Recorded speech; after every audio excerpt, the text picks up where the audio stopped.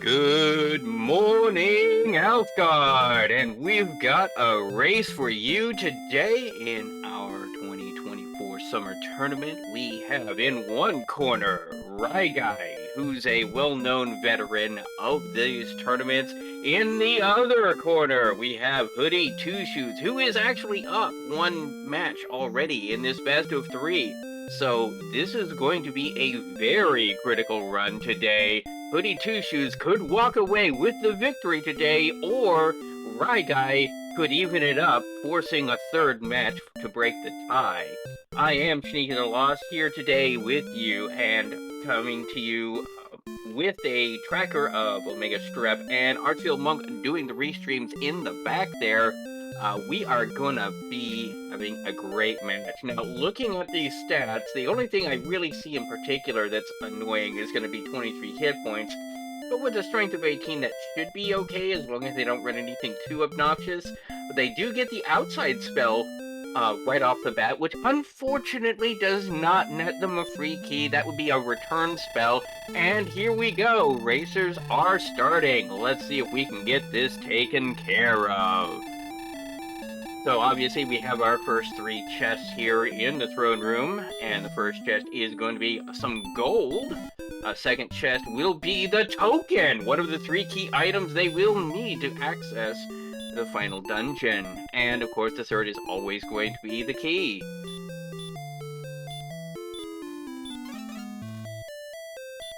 Alright, so we've already got some comments in chat about the fact that it's a decent amount of strength there. Some people were hoping for a more interesting start. Looks like we do have we do have a town nearby and an armored knight! Immediately sending Hoodie Two Shoes back home. Wanted it. There you go.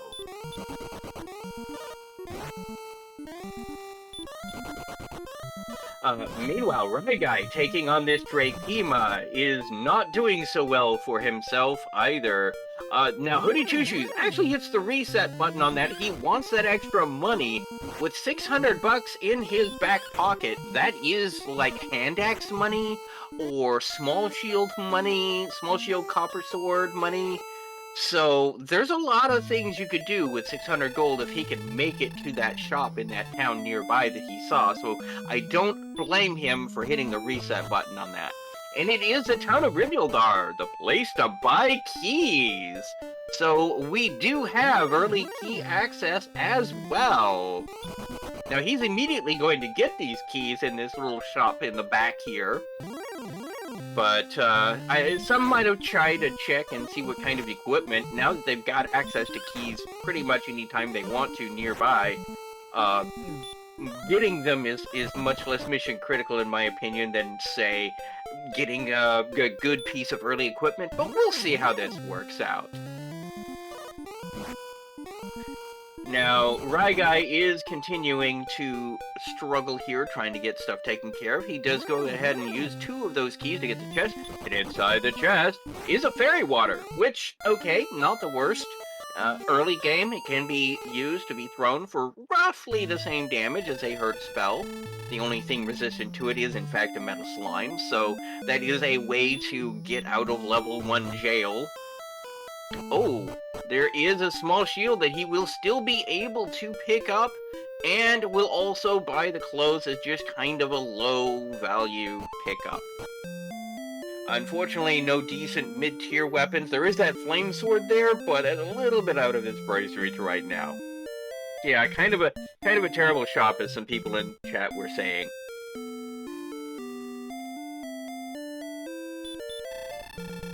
It does give them a little bit of defense. Clothes and a small shield is going to be of some use in maybe not dying immediately. Okay, there's the fairy flute. More gold, and more gold. We actually have 2 gold chests in the armory. This does set up potential gold grind strats.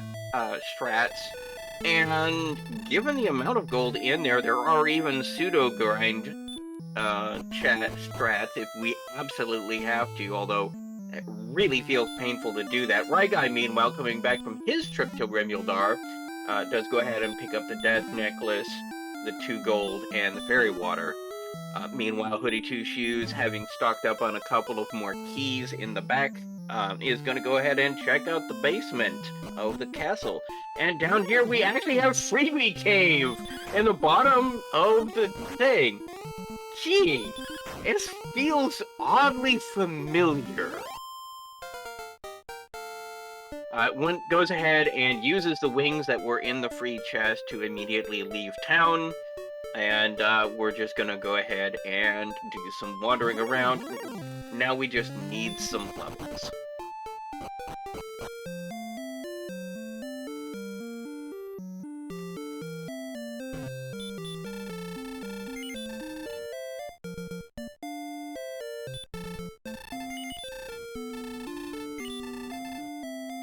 And Hoodie Two Shoes does indeed use that fairy water he picked up to be able to get level 2.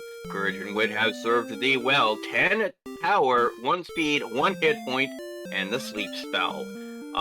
Very useful spell, sleep. And of course, not going to say no to 10 strength.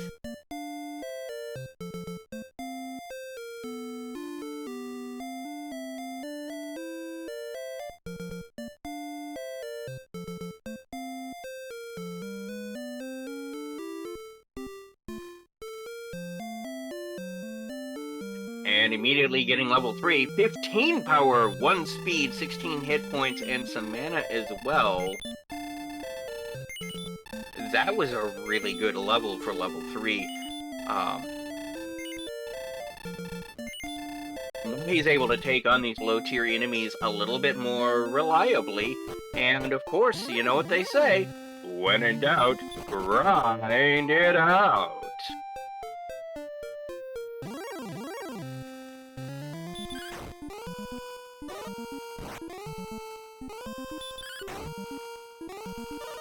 That was actually a double level. He popped all the way up to level 4. He skipped level 3 entirely.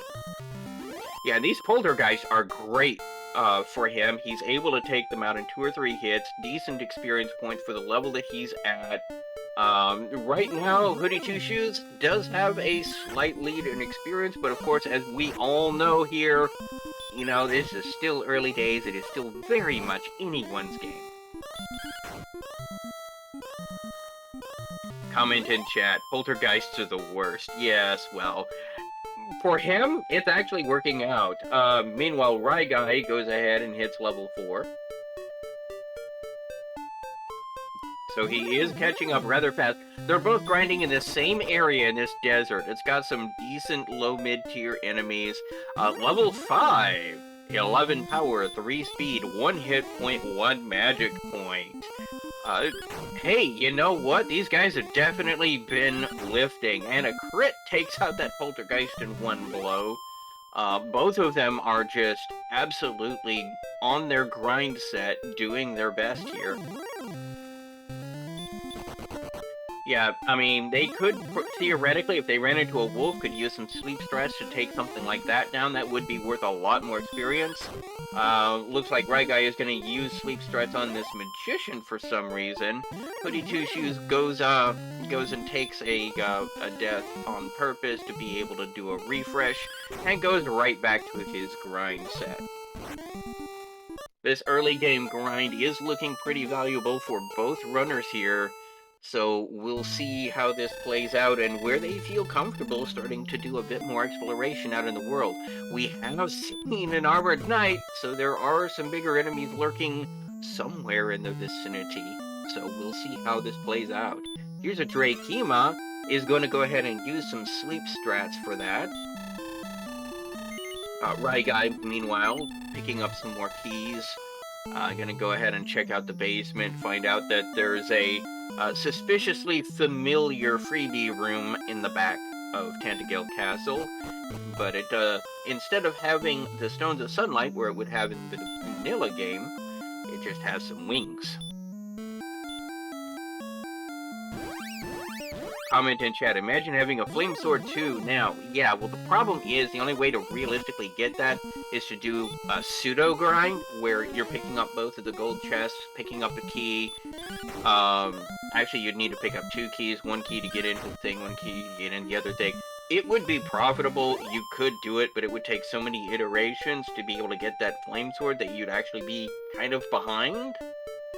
Also, there's no telling where Erdrick's sword is. You could immediately find the big stick once you start wandering out, in which case feels bad, man. Meanwhile, level 6, 2 power, 2 speed, 14 hit points, 9 magic points.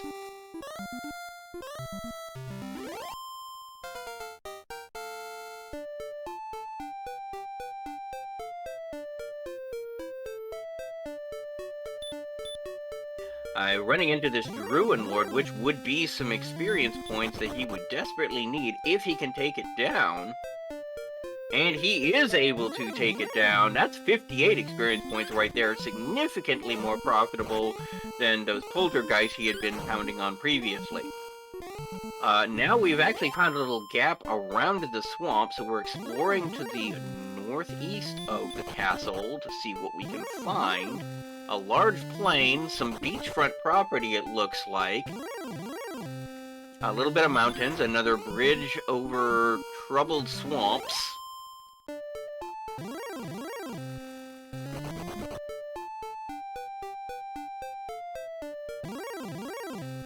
Does find a wolf, unfortunately immediately gets sent back home, but wolves would definitely be a possibility for a grind if you could get those sleeps to land reliably. They're worth a lot more experience points, would probably be a more efficient grind.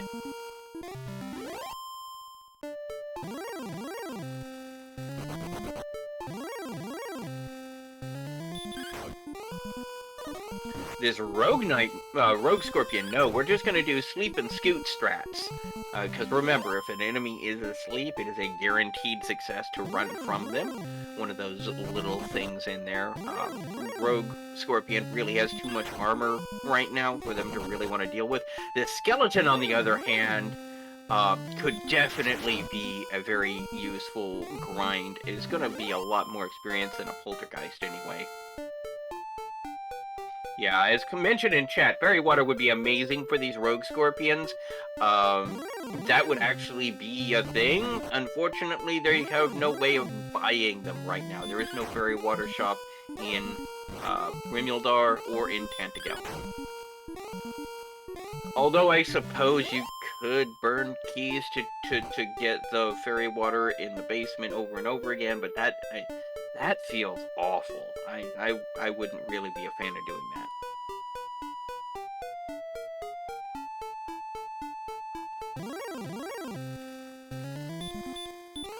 Ryguy, finding a wyvern, putting it immediately to sleep, and then punching it to death. Just keep in mind, neither of these runners have a weapon yet. They are taking these enemies on barehanded.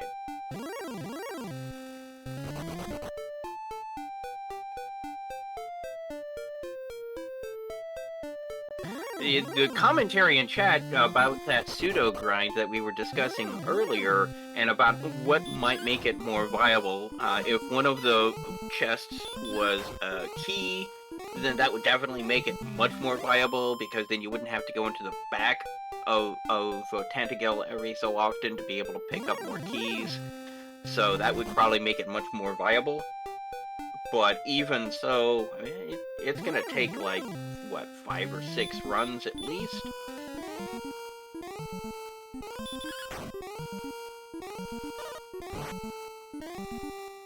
Now, important note in chat is there is the full plate for 3K. That would actually be a value bargain deal. That would take like 2 or 3 runs at most to be able to pick up 3,000 for the armor.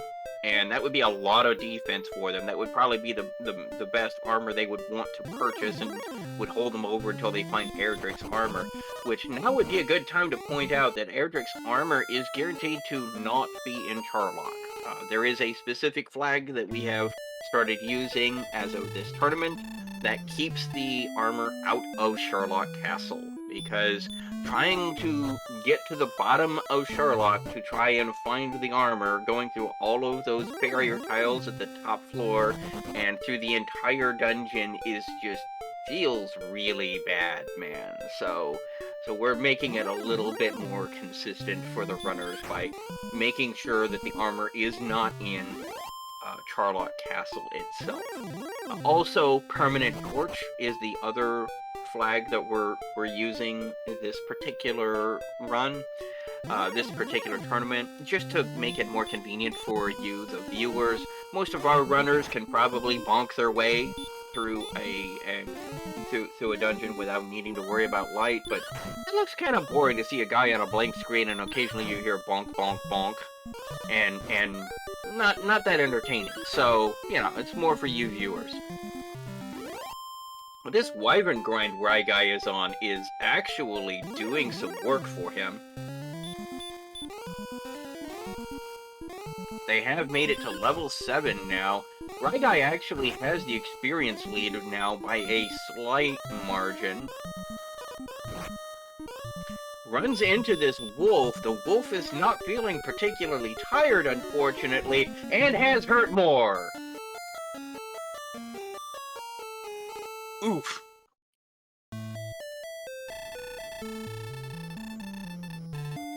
Wolves, notably a very valuable early mid to mid game enemy, usually a very decent grind target, but with hurt more on tap, that makes them a lot riskier.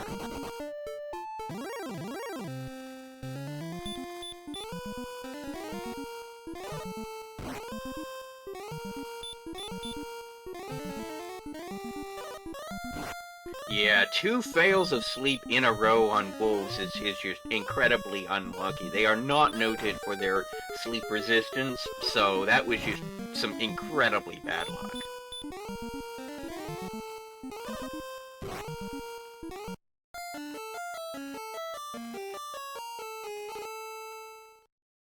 Yeah, and then the rogue scorpion not letting him get away makes sense.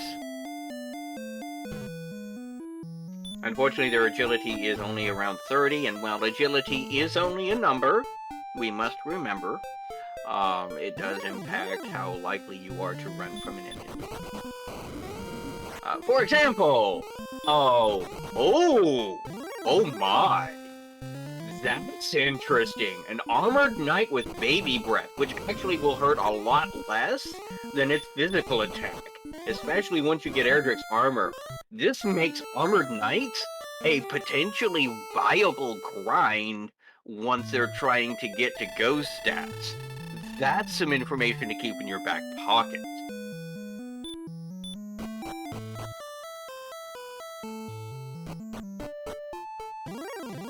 Because they are worth quite a few hit points. Or, excuse me, experience points. I can talk, honestly. Virgin Wood has served the... What? What? Whoa, whoa, whoa! Oh, okay.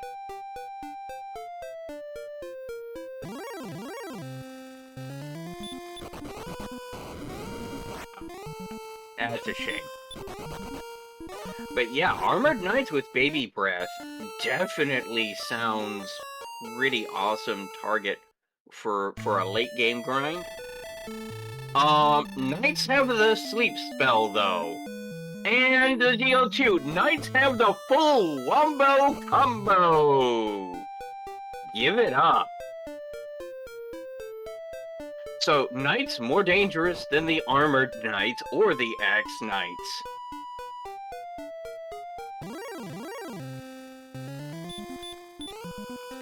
So, they forewent an axe or a shield in favor of 2 of the most powerful abilities in the entire game, Sleep and DL2 Breath.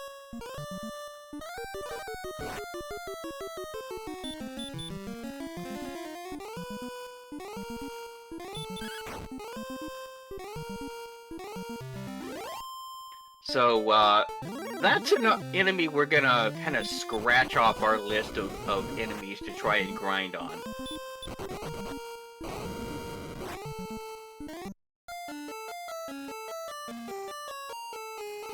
Now, notably, we haven't seen any heal magic yet. It'd be nice to get that at some point. Or, you know, we could just wait until we hit level 16 before we get either heal or heal more. I've seen it happen before.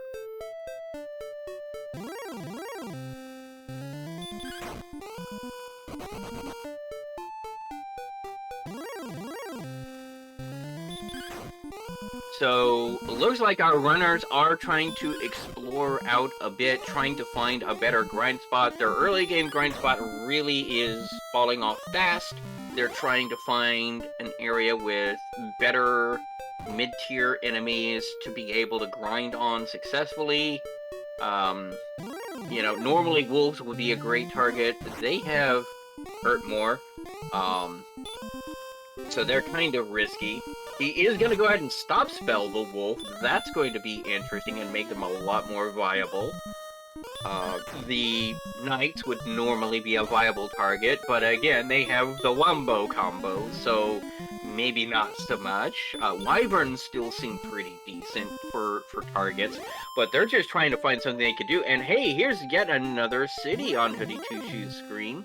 Or is that the same? No, that's the same one, excuse me. He's just wandering right on the other side of Rainbow Thorn there. Knights have Baby Breath. That's also fun and interesting because Axe Knights are potentially one-shot with a Hurt More spell. So if they can get some fireballs of their own, those Axe Knights would be incredibly tempting targets. Axe Knights do have that stop spell though, so until you get the Erdrick's armor, a little bit concerning, but once you get Erdrick's armor, or just enough bulk to be able to just smack them down, yeah, that's the dream grind right there. Axe Knights with stop spell and Baby Breath is kind of the dream for your late game grind. At 135 experience points each, you can just, you know, just go to town on them.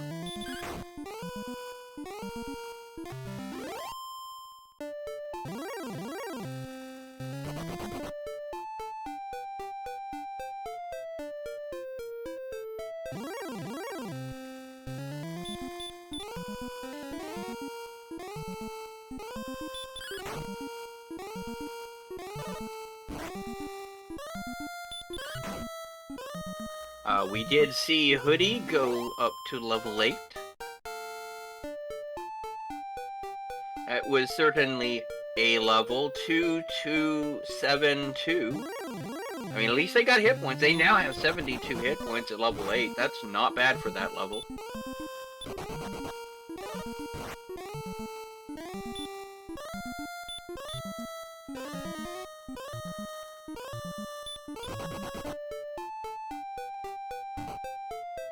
We are 22 minutes into this run at level 8. We had the token that was, of course, in the throne room itself.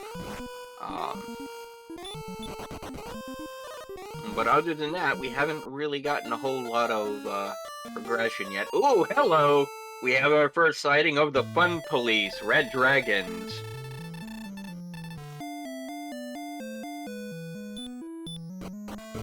One of the few enemies that, barring a couple of abilities, you actually want them to have something on their list of things that they do. The only thing you really don't want a red dragon to do is sleep. Outside of that, most other things they do are actually going to be less dangerous than just biting you.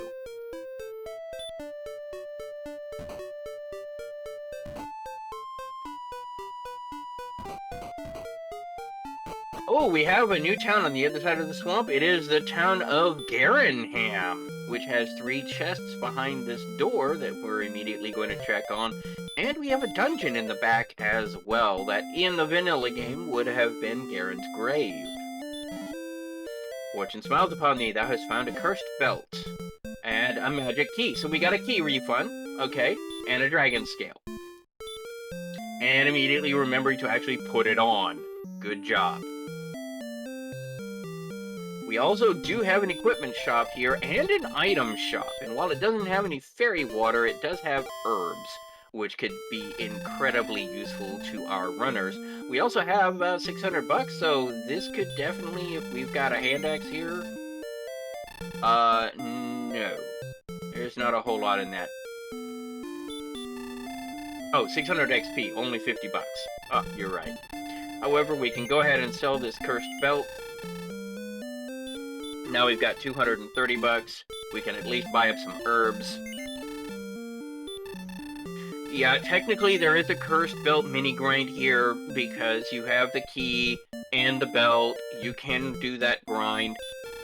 It would be a really big slog. We do have clothes?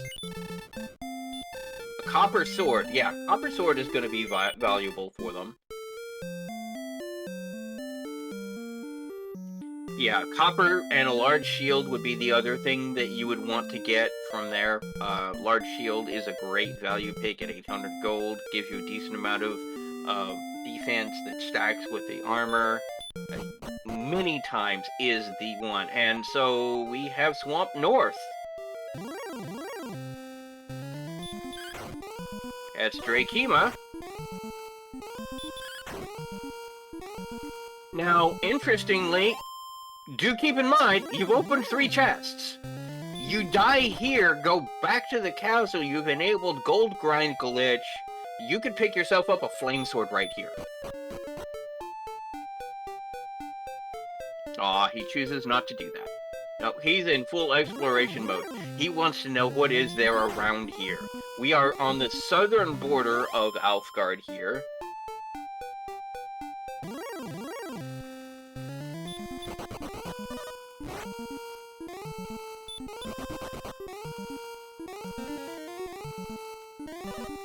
Ooh, wizards have the sleep spell.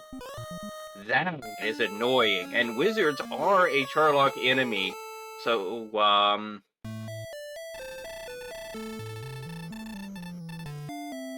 that is some necessary but very unfortunate information.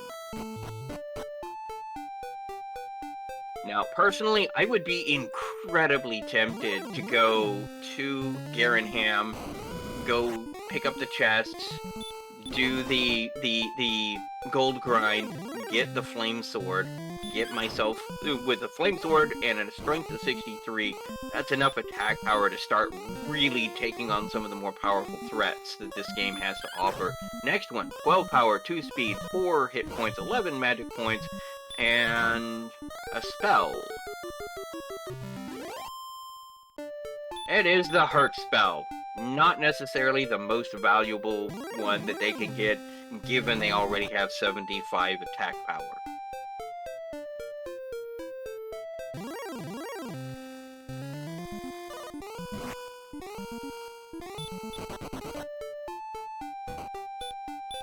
Now, Hoodie Two Shoes does have about a 300 experience point lead right now, but again, in the grand scheme of things, that means very little.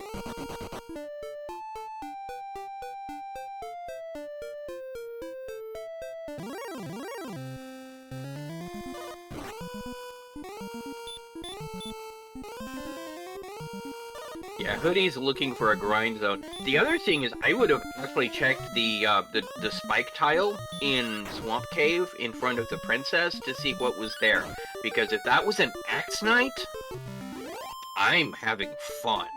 I will be hitting that Axe Knight until it gives me the money it owes me.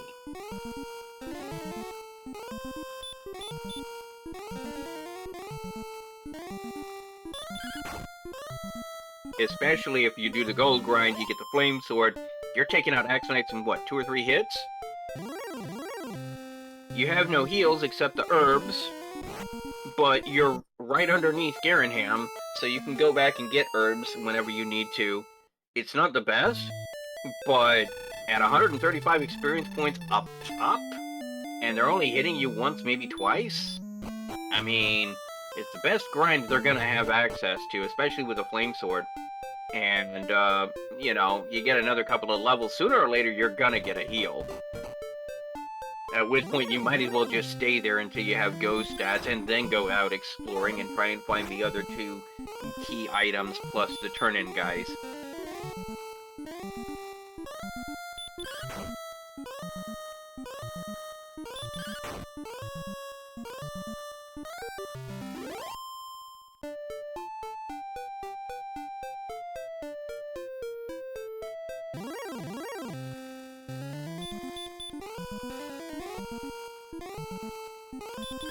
Ooh, Ryguy finds a Wolf Lord, putting the Wolf Lord to sleep. It hath woken up, of course, because, you know.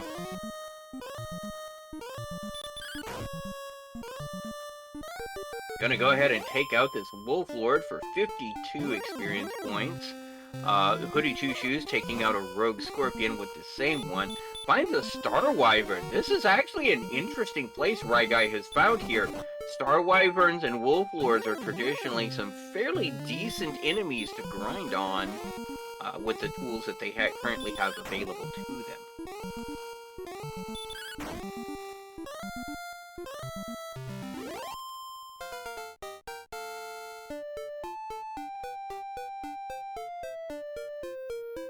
Ryguy getting his level 9.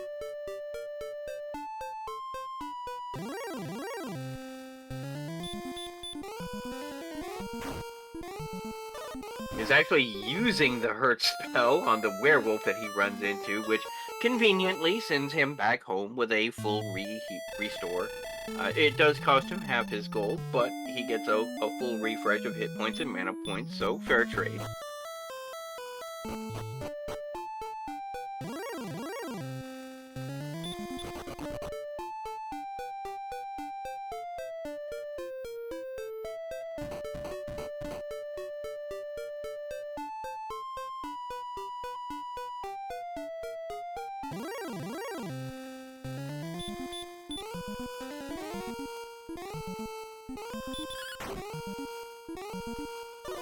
Yeah, some comments in chat. As silly as it is, a 4 to 5 minute commitment to a slow grind to the Flame Sword at the very beginning of the game would have probably actually paid off this seed. It would have felt bad, and you know, I don't blame either of the runners for not doing that. But given we are 30 minutes into this seed, and the best weapon either of them have access to right now is a copper sword, you know? Yeah, the problem is you don't know if it's gonna pay off when you're presented that option. Because you could have had, like, Hand Axe in Remuldar, in which case, you know, or in Garanham, you could have had, like, a Hand Axe or a Broadsword available on offer, and it would have invalidated the whole strat. The fact that they haven't found any better weapons yet that they could afford is why that might have actually been viable this seed. But without that foreknowledge, doing it is objectively the wrong move, unfortunately. Because you have to take in mind not just what is the best move, but what appears to be the best move in that moment.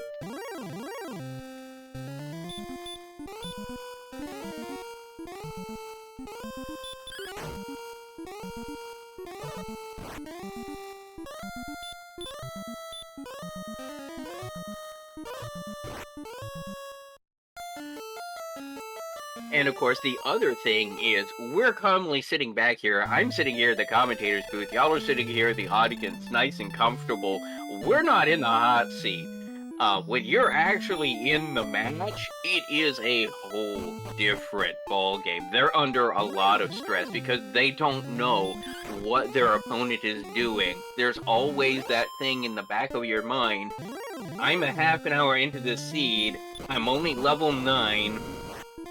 With really lousy, you know, equipment and only one key item and almost no exploration. Where is my opponent in this match?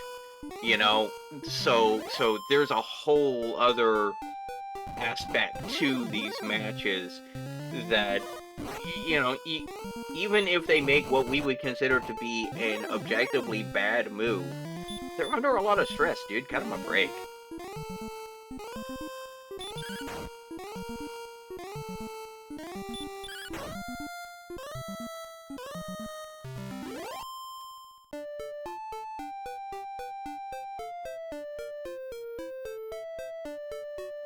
Yeah, comments in chat. Yeah, I would absolutely, you know, loot the 3 chests in Garanham, die in Swamp Cave, enable gold grind glitch, get the flame sword. Just because you can also get your magic armor while you're at it, or just even if you don't want the magic armor because it's like 7,000 gold instead of 3,000 for the full plate, and it's the exact same defense. It's just the magic armor gets you healing one healing every 4 steps, and I think resistance to the hurt more spells. So, you know, you grind for the full plate and the flame sword, and you walk away with that, and that would just get you so much better geared to be able to handle some of these stronger enemies. That would let you take on something like an Axe Knight and a Spike Tile. That would let you start taking on some of these other enemies that they're struggling with a lot faster. Probably be a lot more efficient in the long run.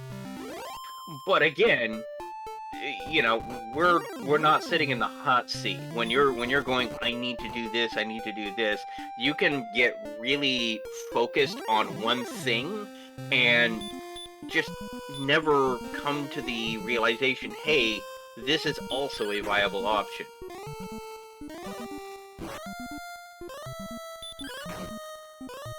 Yeah, also, usually you don't want to consider a gold grind unless you can get the silver shield out of it, because it would feel really bad to do a gold grind for a flame sword, only to find out that your agility is so bad you actually need the silver shield, or you're gonna have an incredibly bad time in Charlock. So, you know. I mean, there is a silver shield in Garenham, but Garenham's a ways off. That's kind of a risky run. It's also on the other side of the swamp. They would probably want to have a heal spell at least on tap to do that one.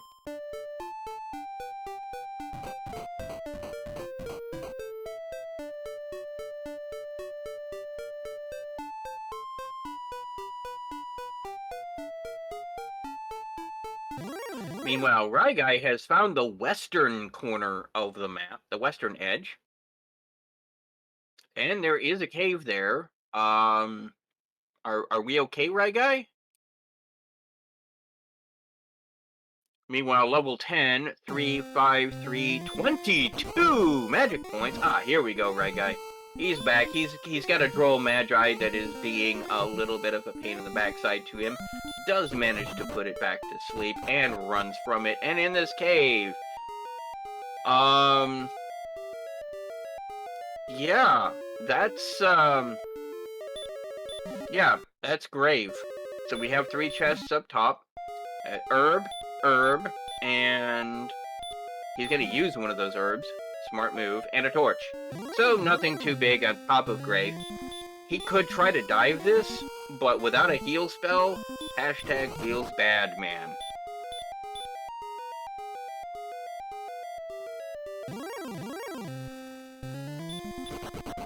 Ooh, a golem. Ooh, that's an enemy. Well, they do have the flute. They do have the flute, and they are worth 350 experience points. Of course, they're going to be doing chip damage to him right now with the freaking copper sword. They're going to really want a lot more attack power if they're going to try that, but, yeah, I'm just saying. Now, again, Ryguy does have the gold grind set up. So even if he dies, and this wizard with sleep spell may cause the problem. Wow, actually lands the stop spell. Wizards are fairly resistant to the stop spell, so that was kind of a lucky blow there. Meanwhile, Hoodie Two Shoes getting taken out by a red dragon during his travels.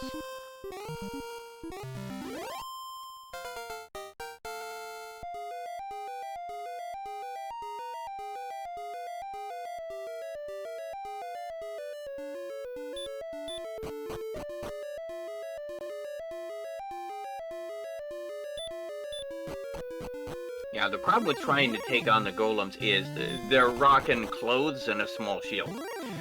Meanwhile, a golem hits like a ton of bricks. Go figure.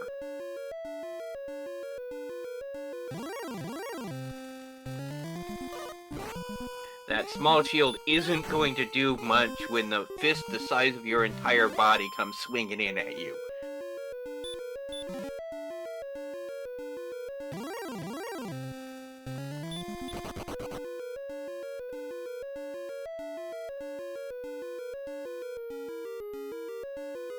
Yeah, this grave has not really been productive. However, the problem is you have to dive grave because it's 5 chests.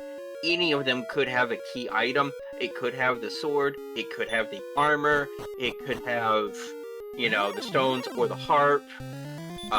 You don't know what's down there, so you have to grind it. You know, you have to finish it, even though you don't. It's been turning out to be bad because you never know what that last chest might have. It might have something key that will just knock us open. It's some gold. Wow. Ooh. Well, hey, you know what? He's written grave off of his list. He's checked it off, and hey, we have a town here in the swamp. I don't think we've seen this town before. It is a town of coal. Hey, and of course, 4 steps south of the Bath and Coal, we also have. Wow, 4 steps south of the Bath of Coal, we have the Stones of Sunlight, one of the 3 key items we need to be able to do progression.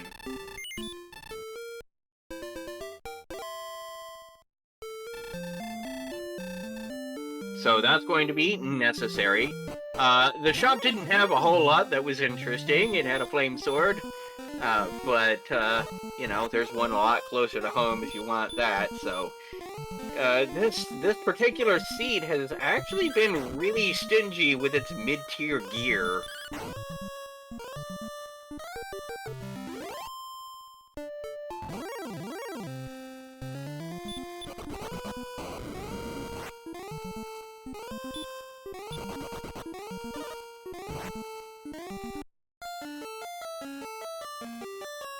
Synchronized deaths, one from an armored knight, the other from a wraith knight.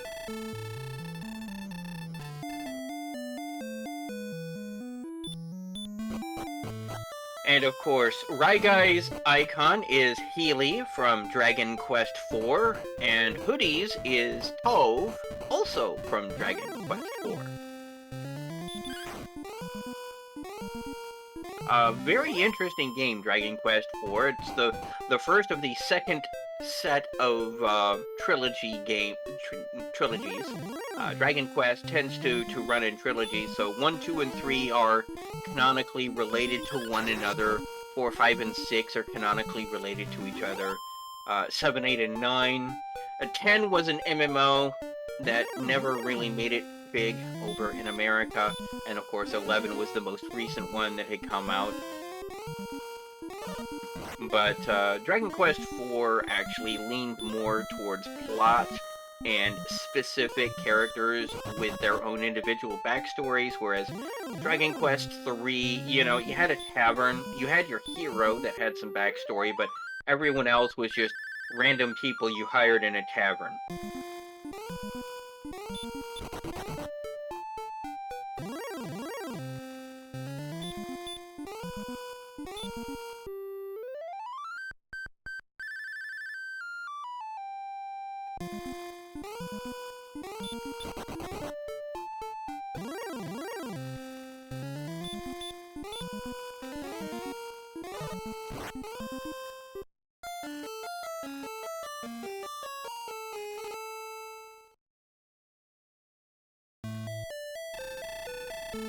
Oof. Again, synchronized deaths.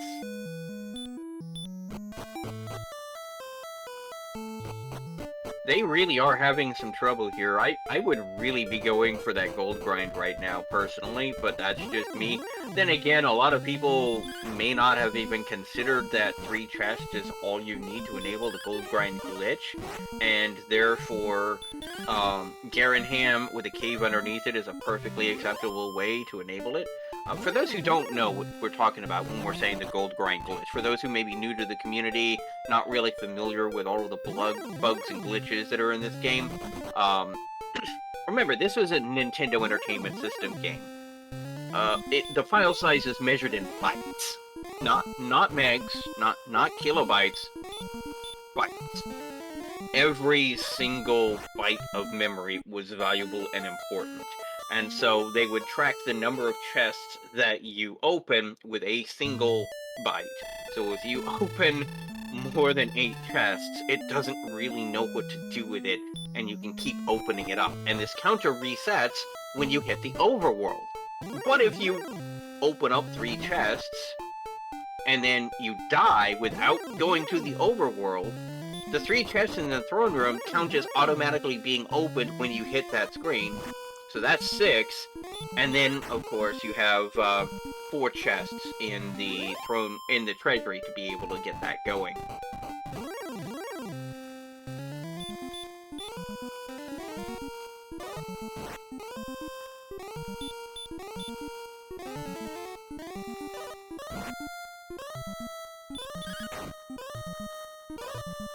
But of course, that requires a lot of knowledge on exactly how that works. And that also requires remembering that in the middle of a tournament when you're 45 minutes into a match and still feel behind because you haven't even found all of the key items yet and you are getting frustrated by all of these enemies taking you out left, right, and center.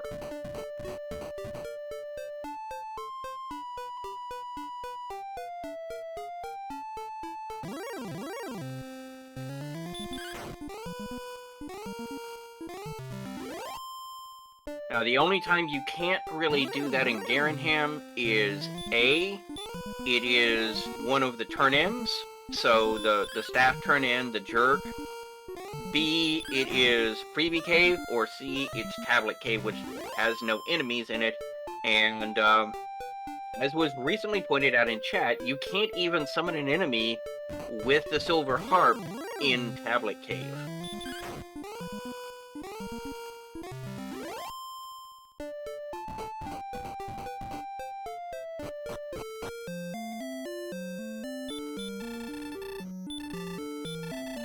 Yeah, the harp only works in the overworld, so it has to be a cave with enemies in the back end of Garenham to be able to enable that as an access to a gold grind glitch.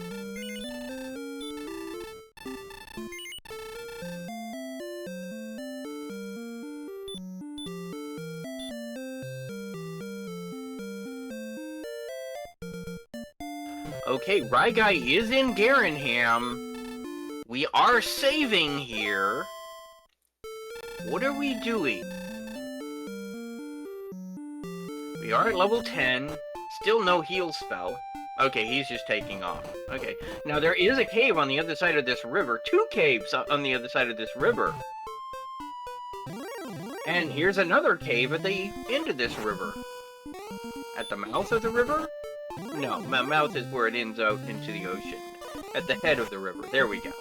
Unfortunately, we also have this armored knight that is just not letting him go and sends him back home.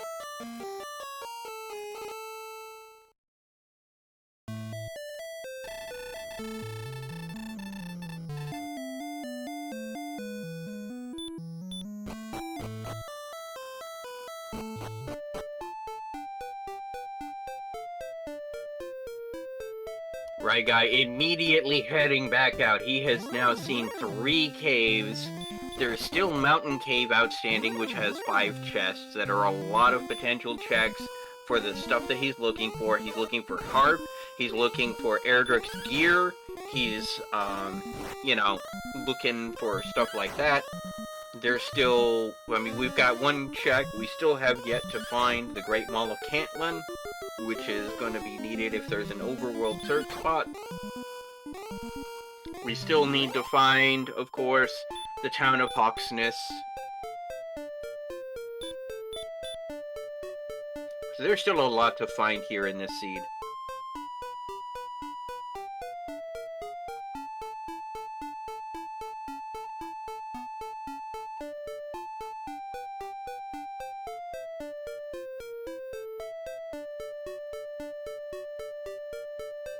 Yeah, Ryguy is heading back to Garenham.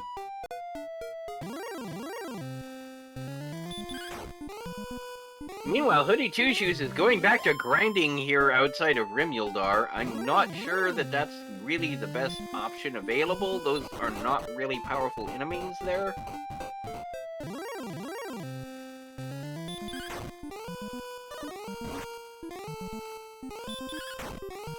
Also, there's only about 100 experience points separating our two runners at this point, so that's practically nothing in the grand scheme of things. Level 11 is going to require 2175, and then 3000 for level 12.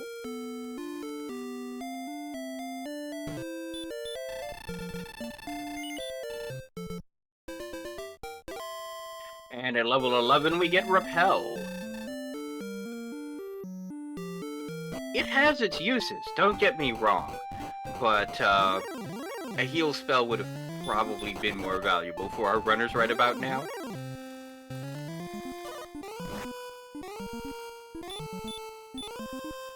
I mean, that was 13 hit points. We now have 89 hit points. That's not nothing. You really, you really want at least 97 hit points to be able to face the Dragon Lord. Simply because that means you can take 2 max strength, deal 2 breaths, assuming you have the armor equipped, and not die. So you don't end up getting caught in a loop of having to heal every turn. But I've seen runners do it with less. That's absolutely possible. Oh, we found Jerk. That's the one at the head of the river, and we have a new town!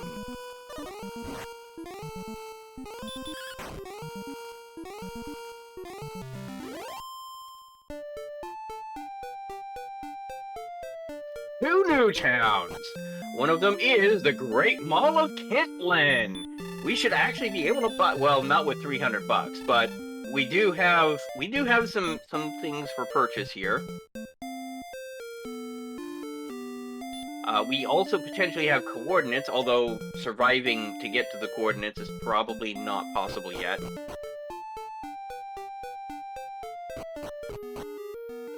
And it's Hawksness, and he nopes immediately out of there. But knowing where Hawksness is, very valuable information.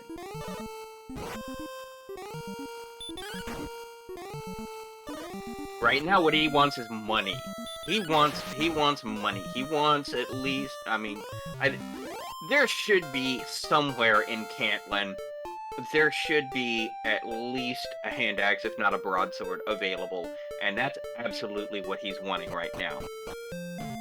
So it's 3,000 for the next level. They've got a while to go before their next level.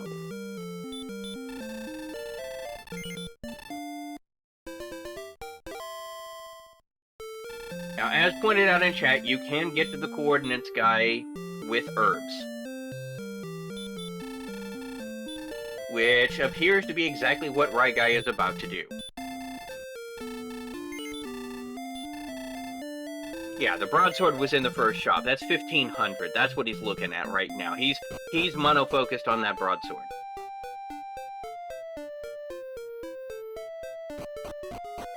Comment in chat, imagine dumping Death Necklace right now for the broadsword.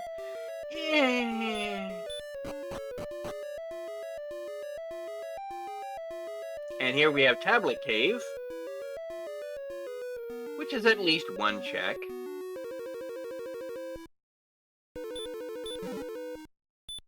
And we have nothing! Nothing! You get nothing!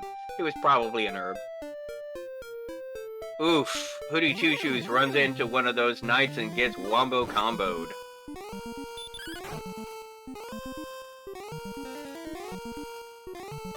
Now, the Death Necklace, for those of you who may be new to this randomizer, in the vanilla game, it just reduces your hit point by 1 every time you take a step. It's basically negative regeneration, or degen if you prefer. In this game, oh, there's the Jerk. Okay, we know where the Jerk is. It reduces your maximum hit points by 25% and gives you a +10 to attack power. So that's worth an effective 20 strength, which can be very useful depending on the circumstances with how damage calculations work. But You need at least like 130 hit points for that to really be useful without hurting yourself too badly.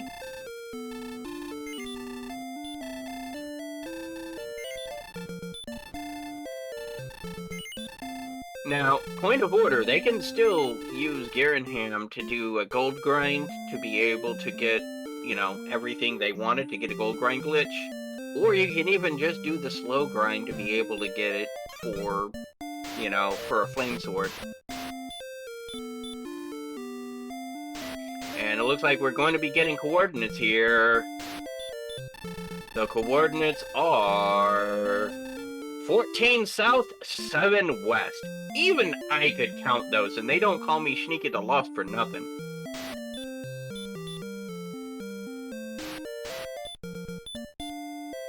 We've probably tripped over whatever that is multiple times.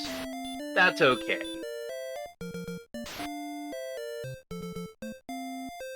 Comment in chat. I bet he still wished he had those wings. Would have saved him 3 herbs.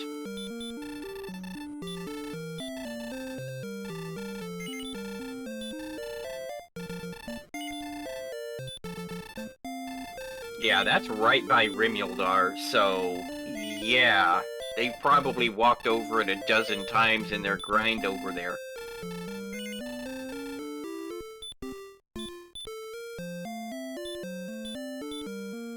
Now, the potential options here for this spot is the harp, the sword, or the armor.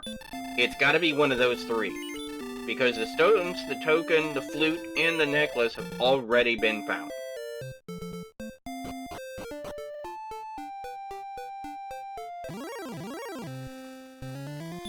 So, either it is a mandatory progression item. Computer. Ah, there we go. Yeah, a little bit of a hiccup there. We do have a Charlock sighting here on Raigai's side.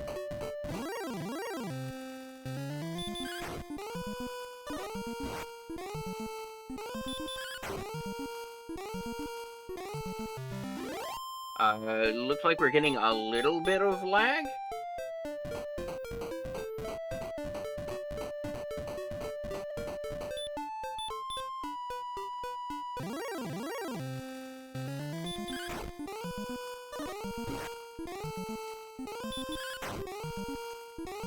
Okay, I guess it's just me then.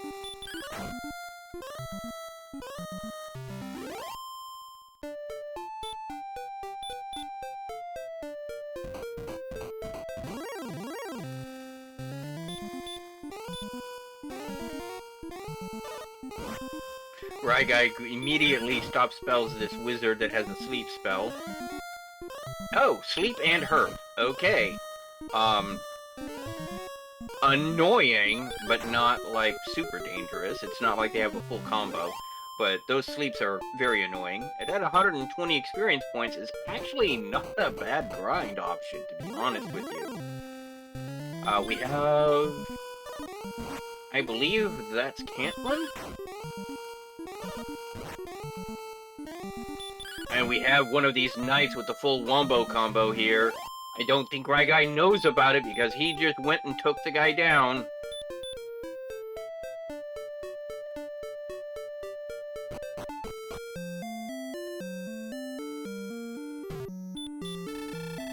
With 1,300 gold, he buys the half plate.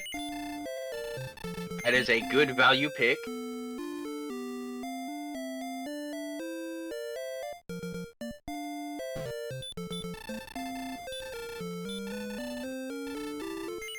Restocking on herbs and is going to be doing some more grinding.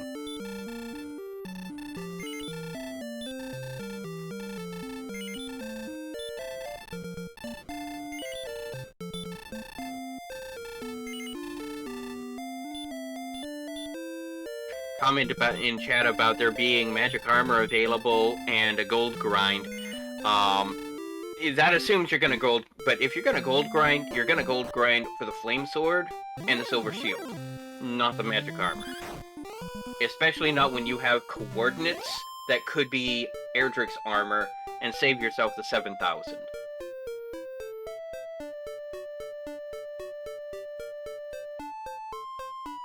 for most runs, either full plate or half plate is almost always going to be better than magic armor.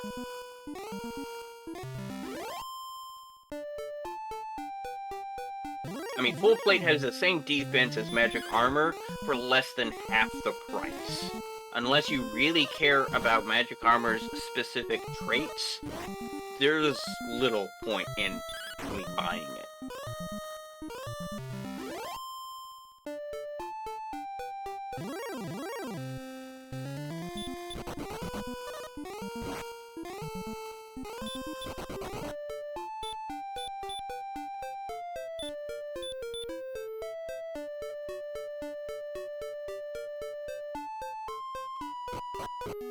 Yeah, and of course, as pointed out in chat, with Erdrick's armor forced out of Charlock, it dramatically reduces the utility of magic armor anyway, because it's gonna, Erdrick's armor is gonna be somewhere which will completely obviate the magic armor, so why spend so much more money on a piece of gear that will be obsolete sooner? And on the spike tile, there's an Axe Knight here on this spike tile. Hello, nurse. You have an Axe Knight on a spike tile like 4 tiles away from a town. It doesn't get much better than this.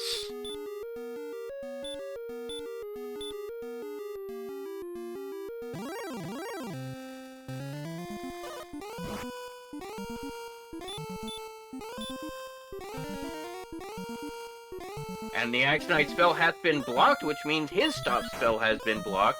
So every time he tries to cast stop spell, it's free turn. I mean, I would rather have a heal more, or a hurt more, or hell, a heal spell. But you know what? Nuts. Didn't quite do it.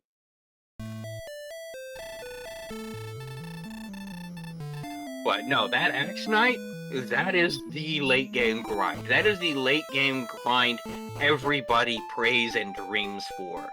You have an Axe Knight with stop spell and baby breath, so it is the least dangerous it could possibly be.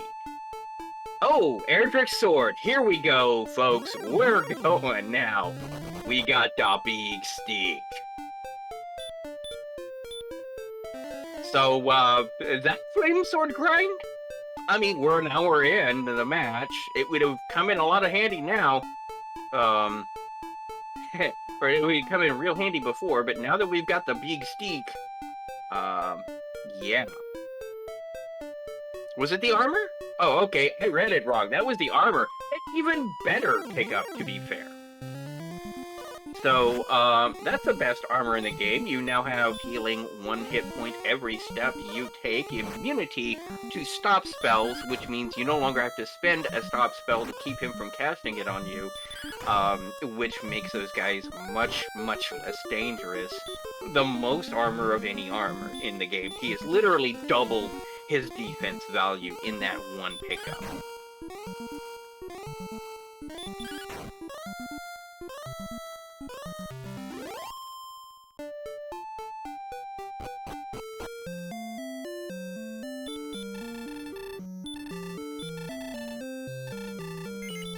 So, yeah.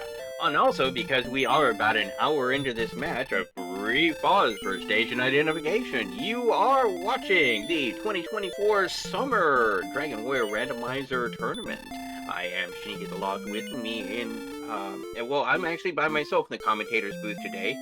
But we do have Omega Strep running the tracker you see down at the bottom of the screen. That is not automated. We actually have a person behind the curtain flipping the levers, doing a good job of keeping up.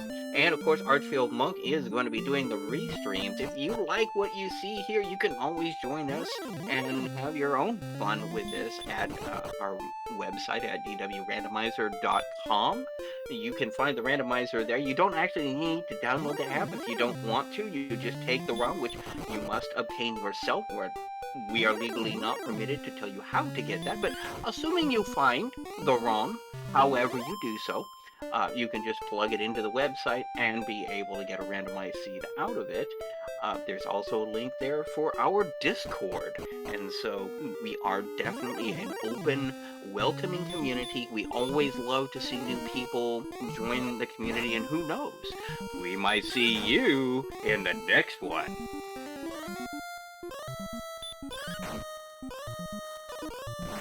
Now, returning to our run, looks like Ryguy is gonna come back for some revenge against this Axe Knight, and his revenge shall be mighty. Because now that he's got Erdrick's armor, he's going to be hitting this guy more consistently because he's not going to need to spend a turn on Stop Spell, and the Axe Knight is going to be hitting him a lot less hard. So, this is going to be a very different scenario for this poor Axe Knight.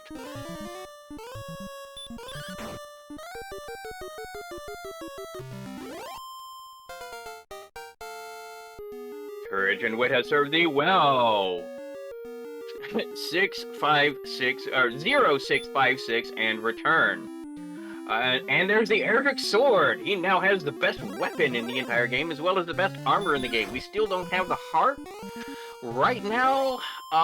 Let's see, where could that harp possibly be? Mountain Cave, definitely. There are 5 search spots there. Struggling to think of where else it could be at this point.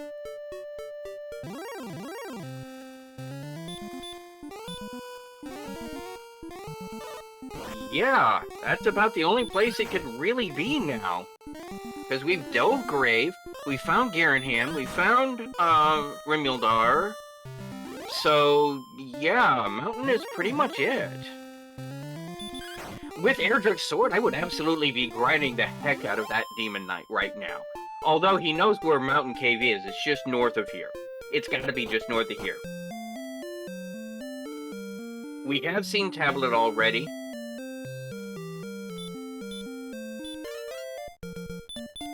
Yeah, it had some gold. He will go ahead and purchase a key here. And in here, is there a large shield for purchase? Because he has 800. No, there isn't. He's looking for a large shield. He has 800 gold. He's looking for a large shield. That would be a significant help for him right now. There's a large shield. Alright. Yeah, he wanted a large shield before some grinding. Now he's got Erdrick's sword, Erdrick's armor, large shield. This is in-game gear for a lot of runs, ladies and gentlemen. He's not going back to Hawksness, which is interesting. Is he just wanting to try and find Mountain, finally?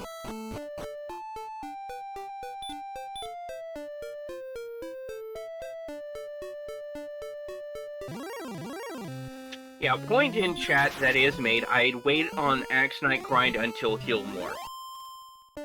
Now you will notice on the stats there that hit points and magic points are in orange. What that means is the randomizer is saying, hey, you're getting kinda close to go stats. You're not quite there yet, but you're approaching levels that usually most people start feeling comfortable with.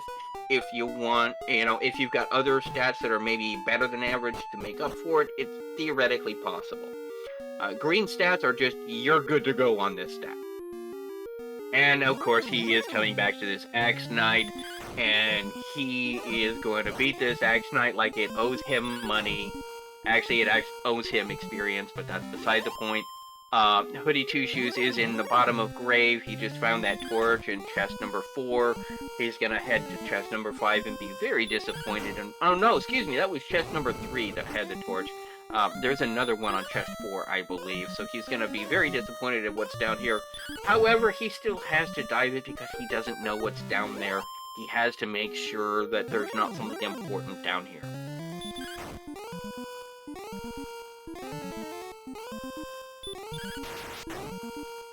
Ooh, crit takes out this guy. I don't think it was necessary, but it happened.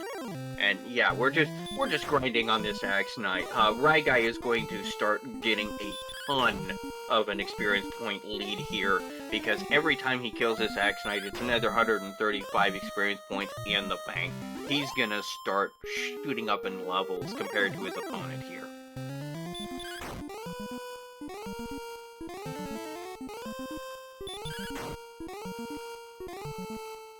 And honestly, I can't blame him. Wherever Swamp is, it's really off the beaten path of what they've explored so far.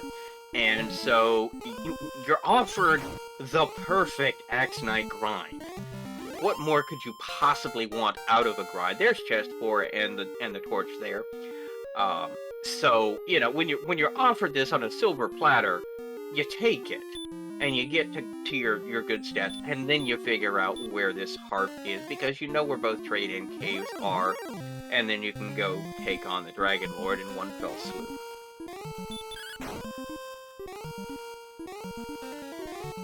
Comment in chat, I want golems with stop spell and hurt. Well, we've seen golems, we haven't seen them use any abilities yet except punch more.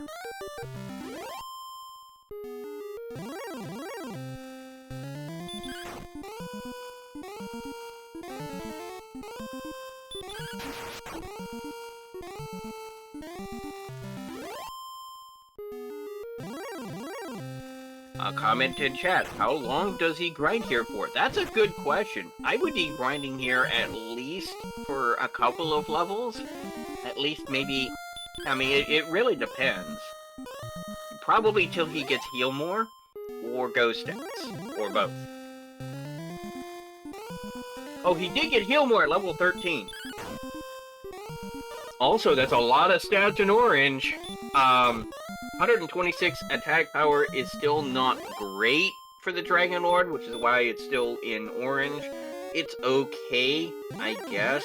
That 58 agility means only 69 defense. That is like 20 defense below where you want to be taking on a Dragon Lord, to be perfectly honest. At this point, he's gonna be physical hitting you for like 50-something, and that's gonna really, really not be good.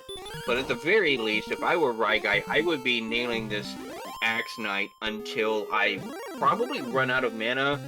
Although, I'd probably just walk like 4 steps over back to Cantlin, heal up, and go at it again. Until I have ghost stats.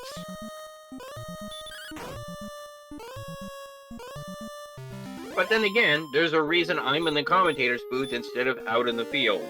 Those who can, do. Those who can't, talk about it.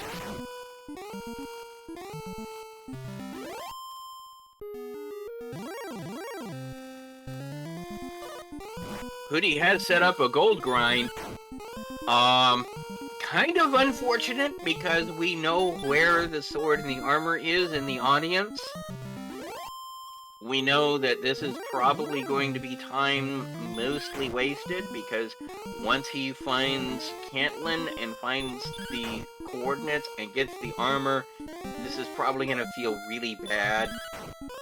Because then, once you find that, you also find Hawk's Nest, and then you take out the Axe Knight and you get the sword, and that's gonna really feel bad when you've done all of this grinding for the flame sword, only that to immediately find Erdrick's sword like in 5 minutes.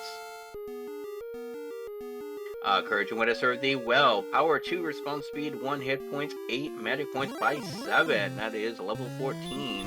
Kind of a... okay, I wouldn't say an underwhelming level, but it's certainly a level.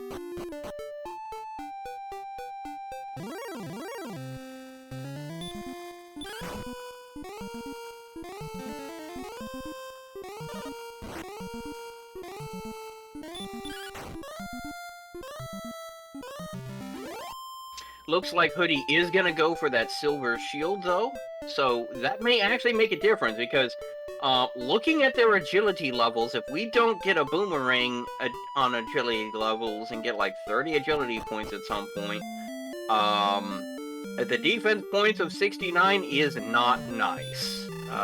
You don't want to be diving Charlock with that kind of defense value. So a silver shield does have a lot more defense value than a large shield does, and that could be a significant factor, or at least a non-trivial factor in this. He is going to go ahead and save. Good idea. Whenever you've got 33,000 gold in your back pocket, it's always nice to just be a little careful with that.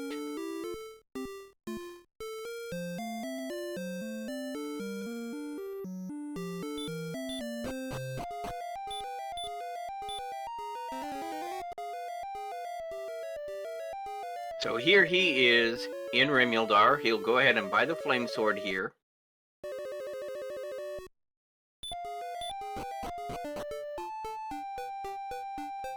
Ryguy, meanwhile, on the other side of Mountain Cave.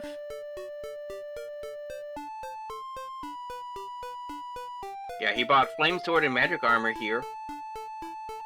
I really question that magic armor purchase when full plate was also available, but you do you. And we finally found Mountain Cave! Ryguy has found Mountain Cave. And in the first chest, we have the magic key. Okay. Yeah, Ryguy about to be grind and go.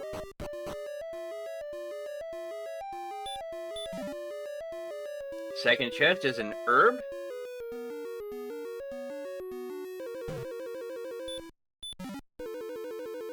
Third is a cursed belt.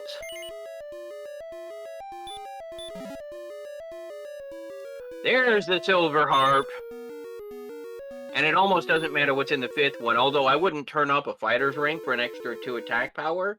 Fun fact, it was bugged in the original game. It didn't actually give you 2 attack power like it should have in the original game. Just due to a bug. It does work in the randomizer.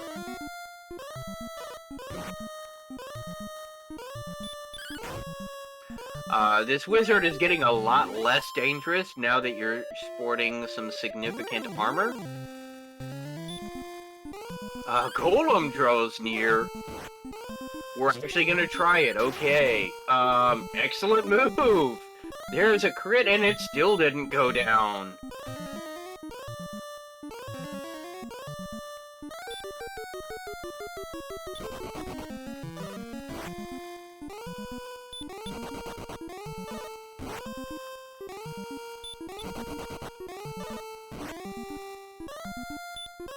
Meanwhile, Hoodie Two Shoes is vending in coal. That is one of the most annoying vendor shops, because that Link cosplayer wandering around can block you in that area if you're not careful. He can just be sitting in that little corridor and block you in. This guy there in the middle of these grass tiles, he can actually walk in there and block you in. It can be incredibly annoying.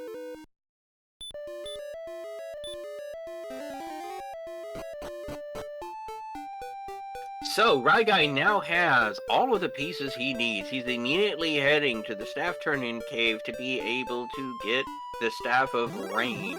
Once he does so, he can immediately go to Jerk and pick up the Rainbow Drop.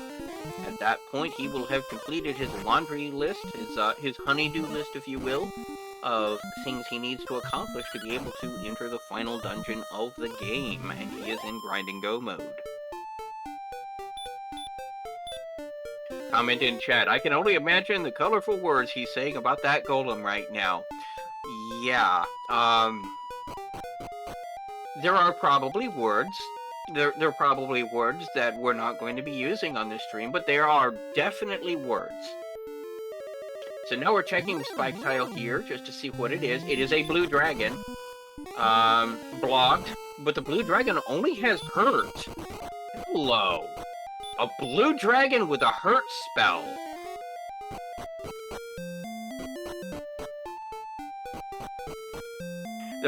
Someone in chat was hoping for a golem.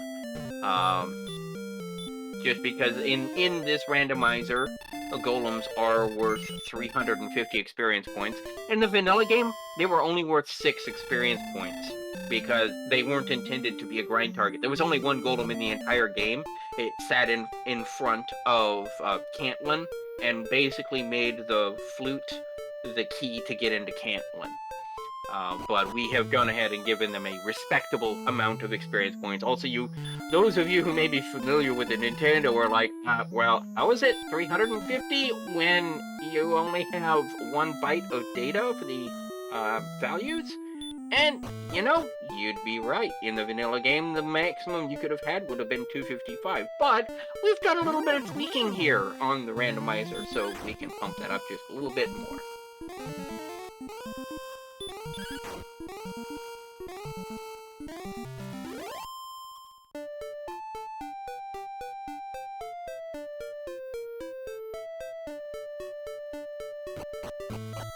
Yeah, golems with heal more feels really, really bad, man.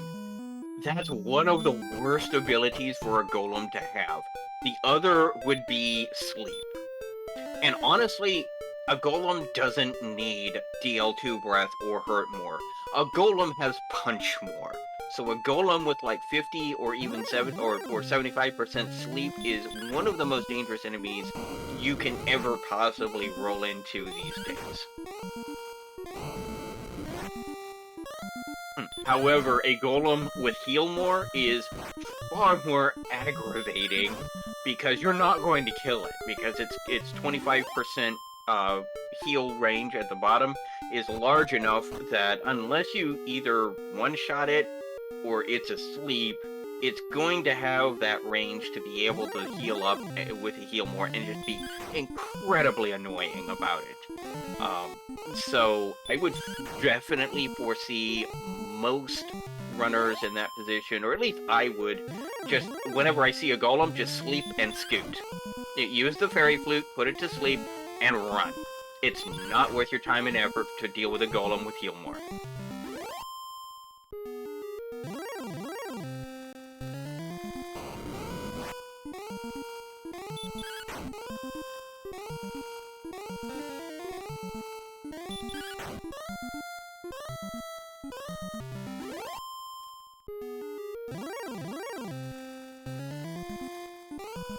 Meanwhile, Ryguy back on this X-Knight grind.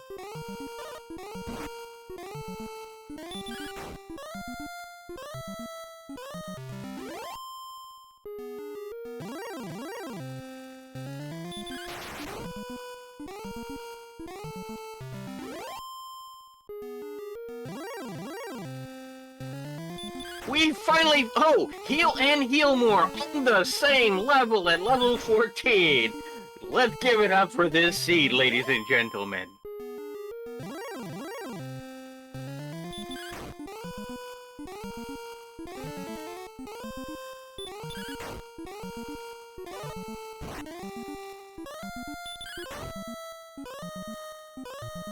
Oh, excuse me, at level 13.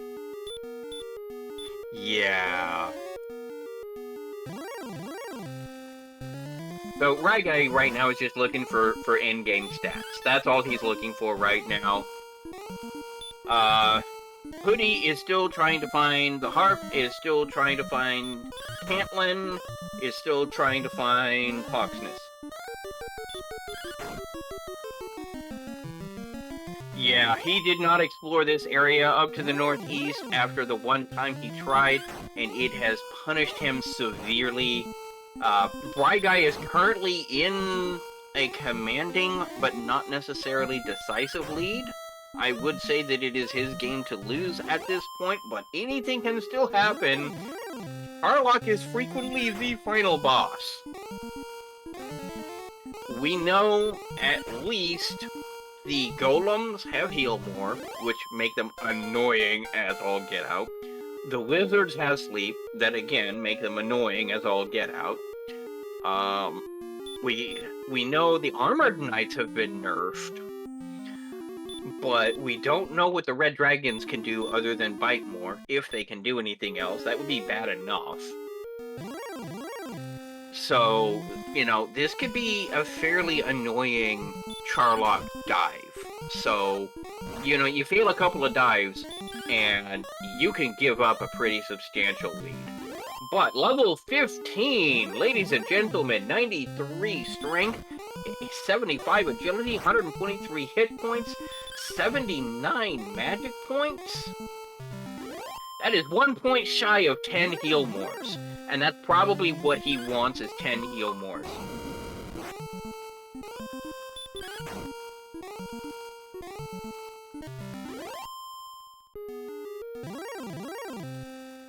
Pardon me. So, that's what I would be wanting. I mean, you could probably do it with 133 attack power. The way we calculate that is we take our attack power, we subtract their defense point from it flat, then divide by 2, and that's your max. Divide by 2 again, that's your minimum. So the Dragon Lord second phase has 100 defense. That's subtract 100, so that's 33. So 32 divided by 2 is 16, so it's an 8 to 16 range right now. But with 120 hit points, you're likely to get a double, maybe even a triple on your first move. You have the possibility of getting doubles, although with 77 defense, you're risking it sometimes because he can still hit you for at least 50. So if you are looking at yourself and you see 49 hit points and think you're safe and you're not, that can really hurt.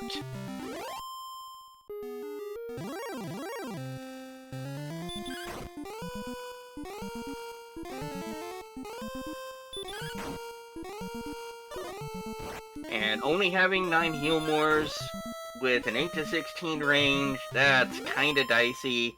He's really wanting at least one more level, and I don't blame him. And it looks like Hurtmore was waiting until level 16 to show up, because it's one of those kind of seeds. Now then, Hoodie Two Shoes has also found Mountain Cave, so he will be getting his harp shortly. Although he doesn't know where the jerk is, because that's over in the other direction that he has not gone exploring in.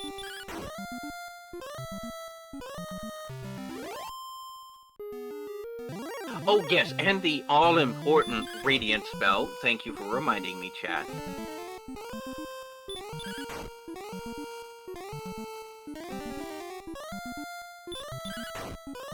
I mean, when your grind is this incredibly free, you take the grind until you're actually comfortable with it. I mean, we are about an hour and a half into the game. There is going to be something in the back of your head going, look, I mean, if I had gone this direction earlier, I could have had this gear sooner. You know, how far behind am I? Am I going to risk it on these stats, or do I go for another level and make sure of it? So, that's definitely a factor in some of these runs sometimes, especially when you're looking at the timer and you're seeing an hour and a half on the timer and you're going, how close is my enemy, my opponent? I mean, are they already in Charlock? Am I already behind? So, that's always something that'll be in the back of your mind as you're doing these runs.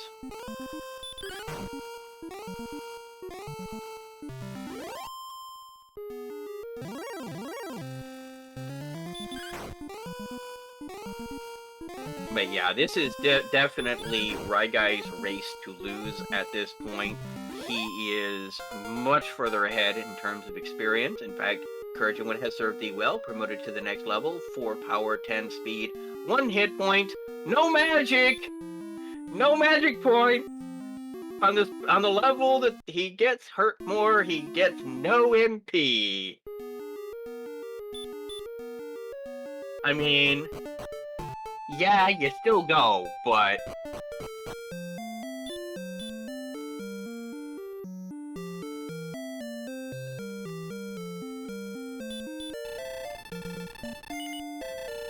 that's kind of, I mean, I would be really hesitant to take on the Dragon Lord with 79 MP.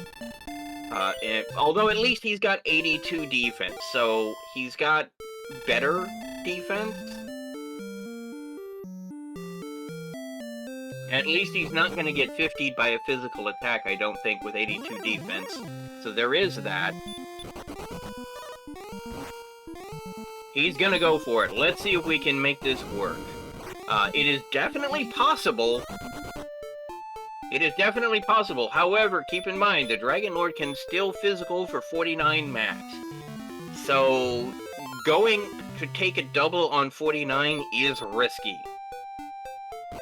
It's not nearly as risky as 48, because the odds of a max deal 2 breath are a lot better than the odds of a max physical attack, but even so.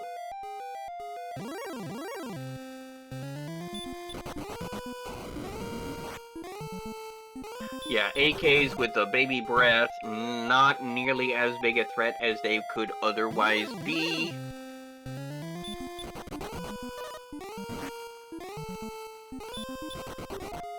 Yeah, On the one hand, so far all we've seen Reds do is bite more. On the other hand, it's one of the strongest physical attacks in the entire game, second only to the actual Dragon Lord himself. So, it still hurts.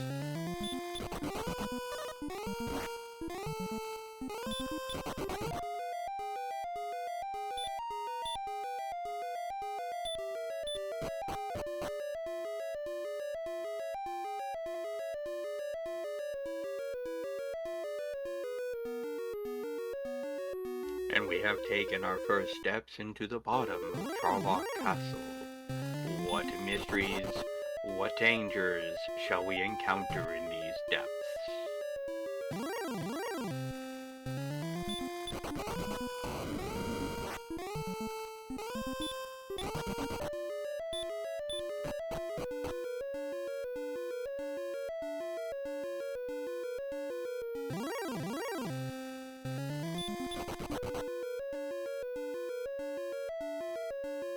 Comment in chat about you're the best around in 8-bit format.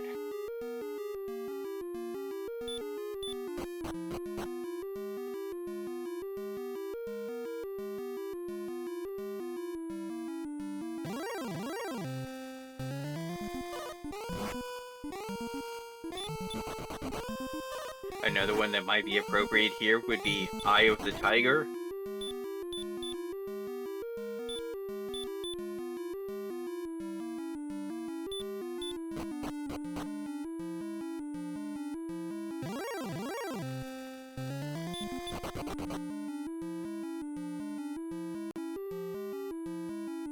Yeah, seeing a red is not great. He did manage to get away, so there's that.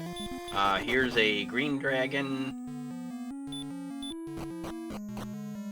And we're on the bottom floor already. He is going to go ahead and check the armory, probably for that fighter's ring. Now, the fighter's ring will bring his attack power up to 139, which will be, what, 18 to 9 range? So, yeah, I can see why.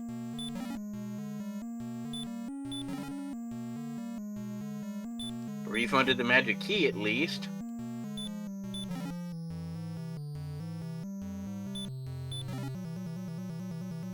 Nope. It looks like the fighter's ring is actually in the vanilla Erdrick sword spot, way back up on floor 2, but you have to go down to come back up to get at it, just like in the grave to get to chest 5, where in vanilla is the silver harp. They did some really decent design within the limitations that they had for the Nintendo Entertainment System. To make a dungeon effectively longer, you had to go down and then back up to be able to get to things to make it longer than it actually was, given the limitations and the memory size limitations they had on the Nintendo. It's actually a pretty clever trick.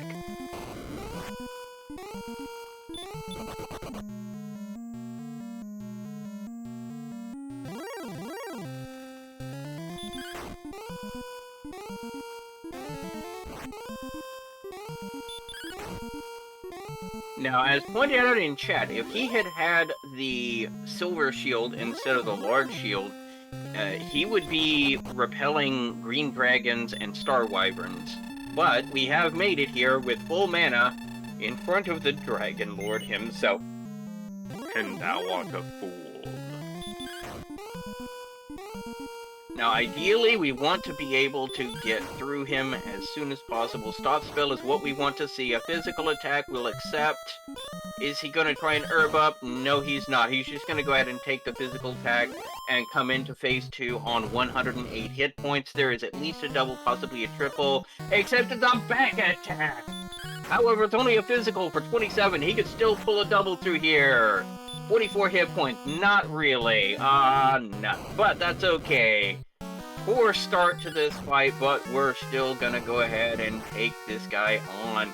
He is doing up to 17 damage here.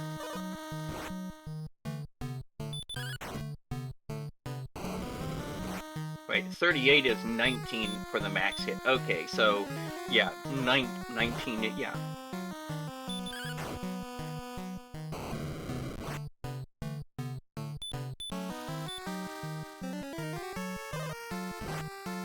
Yeah, this is kind of sketchy. This is going to come down to the wire. Hopefully he can manufacture a couple of doubles here, because he does not have a lot of magic points. He's only got 9 heal mores in the tank. He's going through them at a fairly fast clip.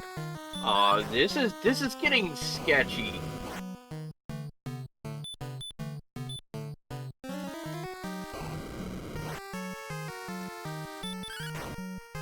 Now, as pointed out in chat, even if he doesn't make this, he's still ahead of Hoodie, who has only just now found Garanham, is probably going to be able to take on this Axe Knight without too many troubles, and will get his Erdrick Sword, which will invalidate his Flame Sword purchase. I imagine there are words for that, but we're not going there. And he's now on his Axe Knight grind, just now starting. Oh, he tried to manufacture a double. It didn't work out for him. Ouch. That was a max DL2 breath. He thought he was going to be able to... If it was anything but a max DL2 breath or a max physical hit, he would have survived that. He tried to manufacture that double because he knew he was behind the 8 ball. Could not pull it off. I understand why he did it. He's trying to manufacture those doubles because, you know, he needed some doubles if he was going to be able to survive. Oh, no, that was a physical attack for 48. Excuse me.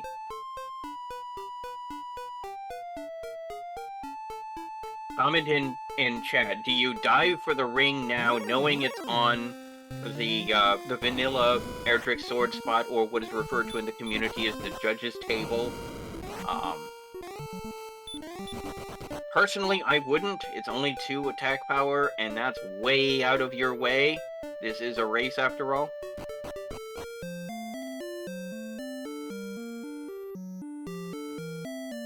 Comment in chat, where's the armor? It's on the overworld search spot.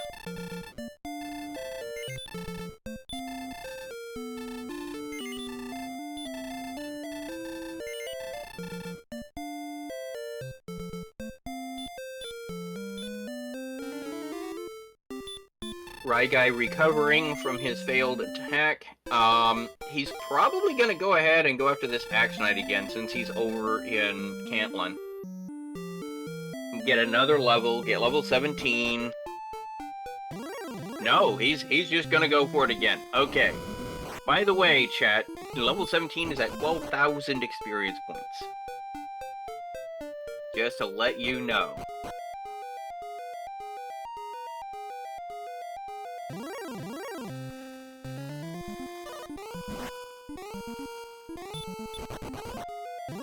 So he would actually need 2,000 experience points and change to be able to make it. Honestly, these armored knights, they've got stop spell, they've got hurt.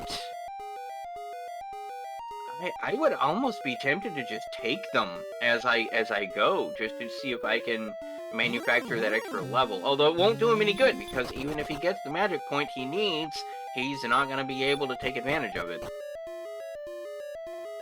But, you know, even with one failed run, he could even fail a second run and still probably at least have a chance of coming out ahead. For Hoodie to win, he needs this run to also get to the Dragon Lord and also fail.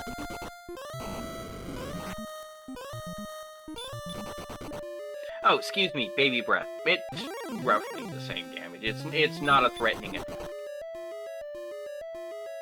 I would definitely be taking out these green dragons. You could take them out in 2, maybe 3 hits. So I would definitely be killing them instead of running from them at this point, just to be able to get your 2,000 experience that you want. I would be running from these reds. They're still going to be hitting hard enough. You don't want to take their bites.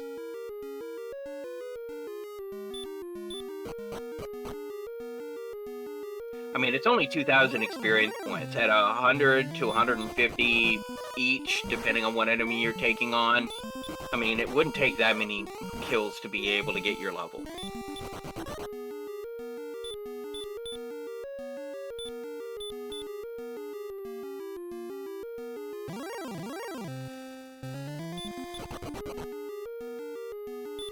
Running into a lot of reds this time. Fortunately, he is dodging them. Yeah, unfortunately, Hoodie is still in hunt mode. He needs to go north. The jerk is right here. So he finds the jerk cave just in time. So he is now officially in grind and go mode.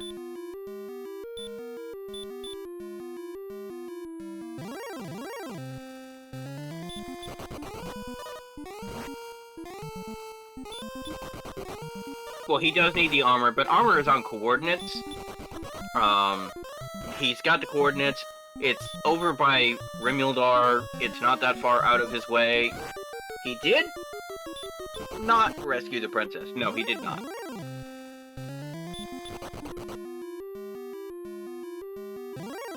But then again, you don't need the coordinates you don't need the princess for these coordinates. Not even I need the princess for these coordinates.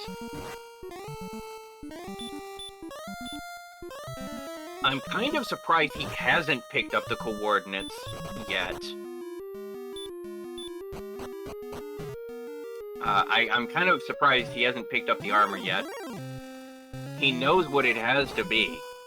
It would be a significant boost in power. I don't know why he hasn't done it yet. But yeah, this dive is oh crud. No. Right guy is not going to be able to do it on this dive. He's at 63. So now he's switched over from diving for a second attempt to doing a dive and grind. Now he's taking some of these fights because he's going to have this opportunity. No? I don't know what he thinks he's going to do on 63 magic points. He's at 7 heal more. There's no way he's going to be able to take on the Dragon Lord. Yeah, there you go. Now you're doing it. You're taking these fights. You got 2,000 points. Okay, he's going to go ahead and divert and take the fighter's ring since he knows he can't take the Dragon Lord anyway. It is an extra 2 attack power that does bring his attack stat up to 139. Now that he's put it on, that gives him an 18 to 9 damage range.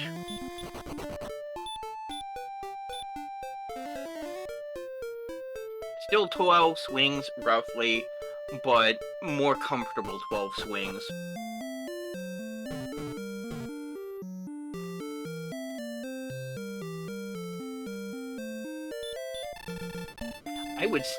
I would still be grinding to get level 17. It's only 2,000 experience points.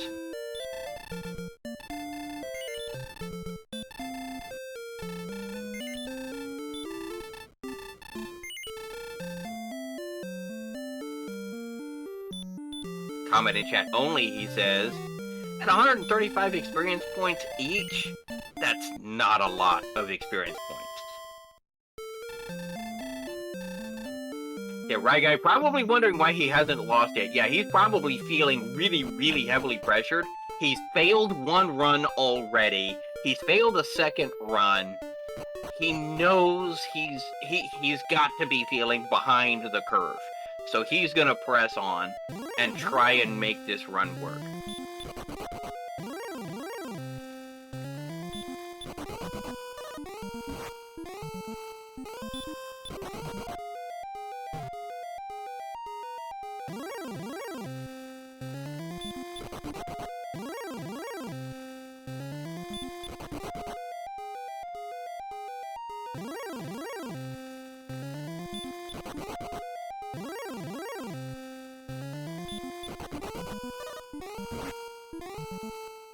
Yeah, greens are only hitting for 22 here.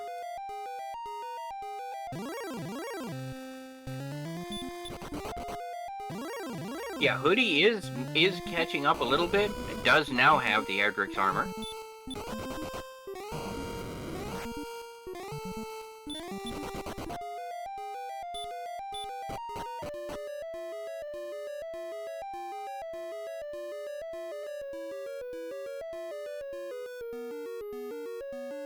So, Hoodie Two Shoes has an interesting choice.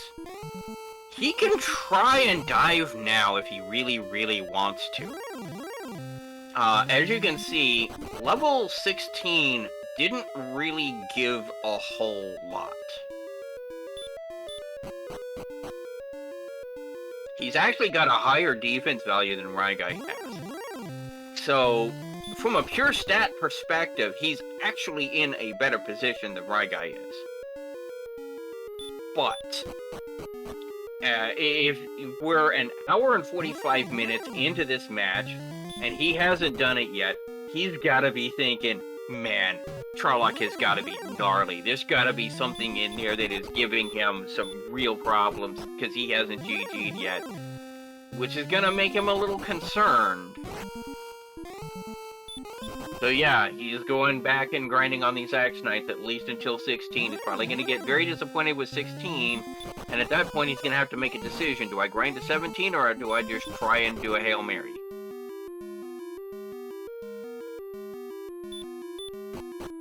And there are some comments in chat about a rather famous match that happened between Angel and Beta Strep, about Angel grinding blues in a swamp cave.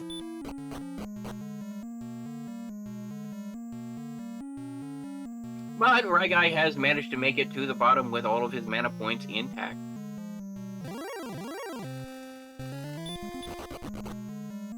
Now keep in mind, with 79, he only has 9 Healmores on tap, but he does have enough mana in there for a heal, and still have enough for those 9 Healmores.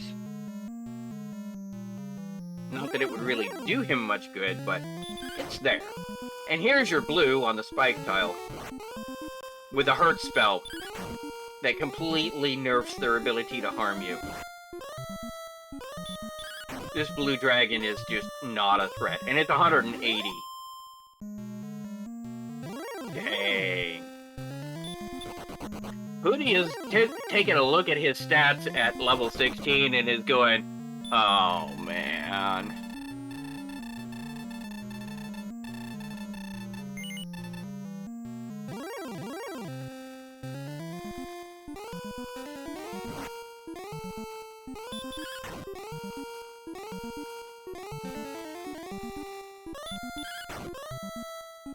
Hoodie's probably at least going to finish off his mana before going to reset to try and do his dive. I don't blame him for it.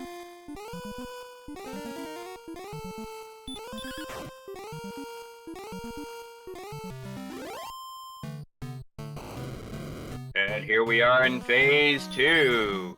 And no back attack, full magic points, 111 hit points. We at least have a double here. Do we have a triple? Survey says, heck no. But that's okay. We started off with a decent double-double, and we're just gonna start going from here.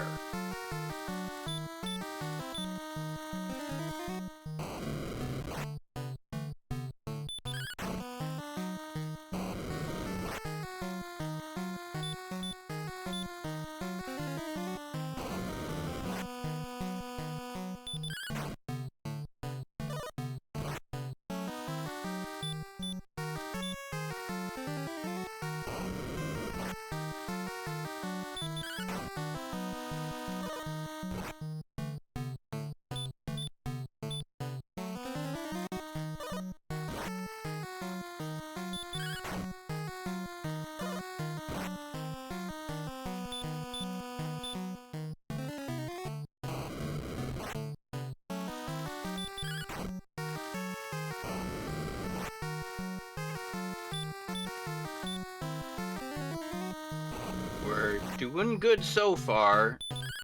We're on track for this. Good hits.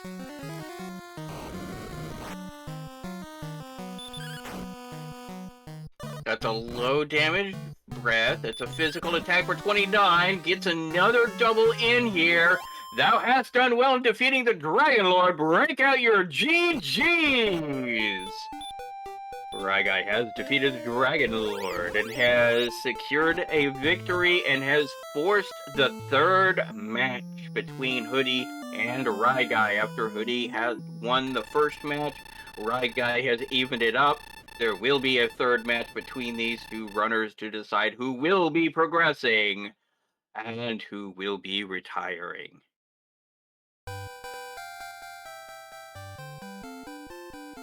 With an official racetime.gg time of 1 hour, 48 minutes, and 27 seconds.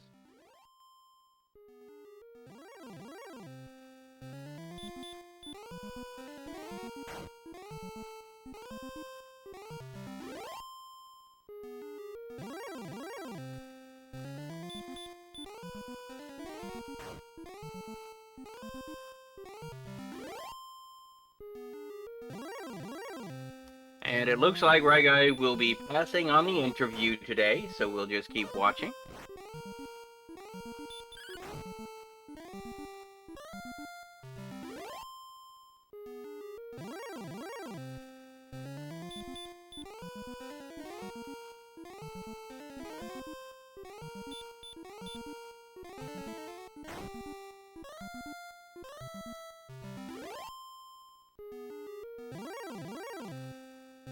I mean, Hoodie is in grind and go mode. We will see if he is going to try and make an attempt at going after the Dragon Lord. Courage and Wit has served thee well, promoted to the next level. Power by 1, response speed 3, hit point 6, magic by 11. Now it's as free as a bird. With 90 MP, that's 11 heal more than the tank. This is absolutely as free as it gets. I mean, heck, with 130 hit points, you almost have Death Necklace strats. I mean, at 48 hit points, at an attack power, of 148, that'd be 24 to 12 range on the Dragon Lord? I mean, you're short about 3 hit points from having perfect Dragon Lord hit points, but still. For the memes.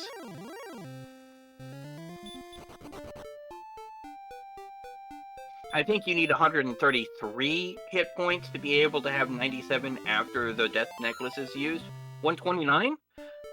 So he does have enough for Death Necklace strats. He's got 130 hit points, so he's got Death Necklace strats hit points.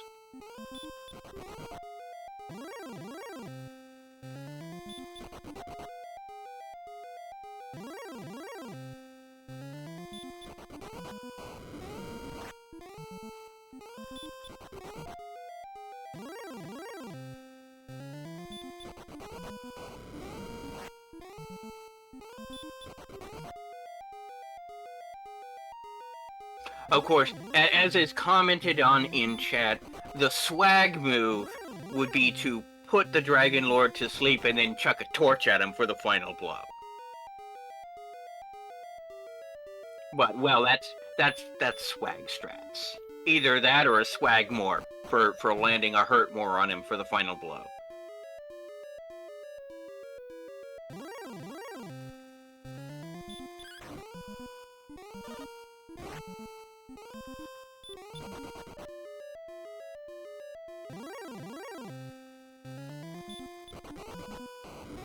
But we will see how well Charlock treats Hoodie. Now, he does have 90 MP. He's got 11 heal more than the tank. He is using Fairy Water to get down there because he is actually doing more damage with his physical attacks. And and at 94 defense, he's repelling more enemies. He's not going to be repelling blues. He's not going to be repelling armors or golems or reds. But most of the rest he should be repelling. And of those, the only ones that are really a threat are these reds that are popping up here. Because golems, worst case scenario, you can flute and scoot. With the rest of them, they've got moves that are actually weaker than their attack moves. So, you know, this is about as free as it gets for Hoodie.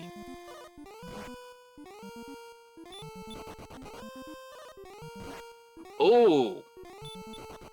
This red is not wanting him to go. Ooh, are we gonna have to burn a heal more? 4 blocks in a row! Good lord! But we can burn a heal. We still have 10 heal mores in the tank. It's one that more than Ryguy needed to win the fight with. Come on.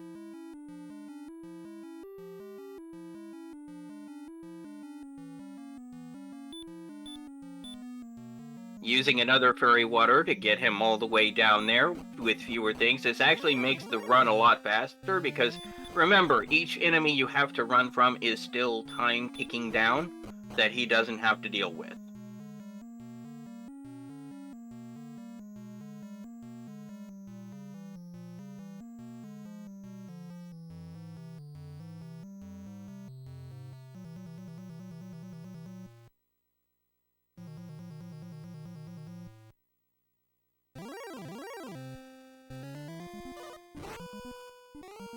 Back attack from a stone man. These stone men are slightly annoying, but with baby breath, not that dangerous.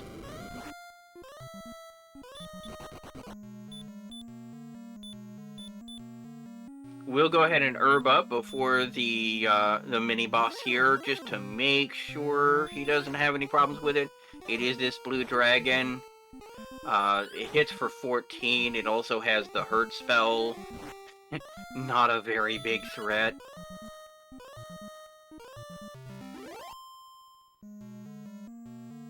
Yeah, it gets blocked twice by a stone man at 88 agility. What can I say? Agility is only a number. And now we're gonna walk into this. So, what is Hoodie going to do? It takes a swing, it does a hurt more, takes another swing, walks into DL2 with 102 hit points. We're not doing any Death Necklace strats today. Shouldn't be necessary.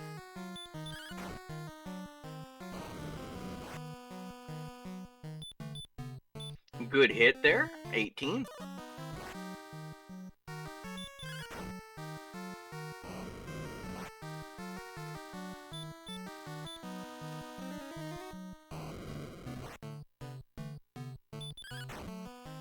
Yeah, this should be a clean kill.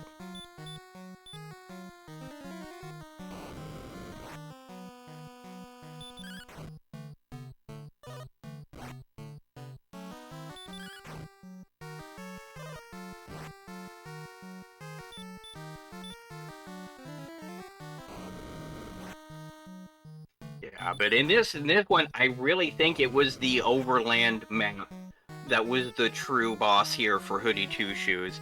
He tried to explore to the northeast once, he went nowhere with it. He probably thought it was just a dead end and focused his directions and attentions elsewhere, never going back to some critical items that he could have definitely used. Sometimes it do be like that.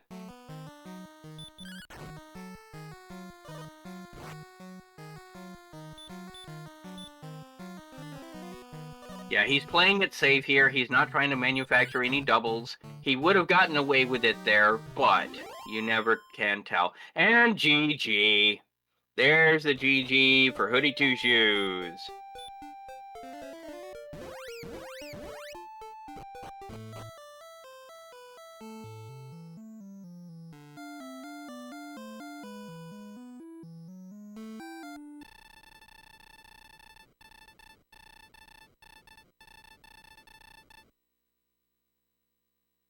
And thus the tale comes to an end, unless the dragons return again. Although in the sequel, it wasn't actually the Dragon Lord that was the problem. But that is a story for another tale. For now, thy story is over.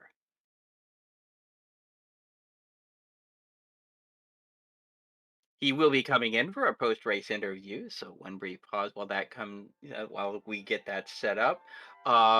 If we could get the race schedule up so that we can take a look at that. Hey, GG!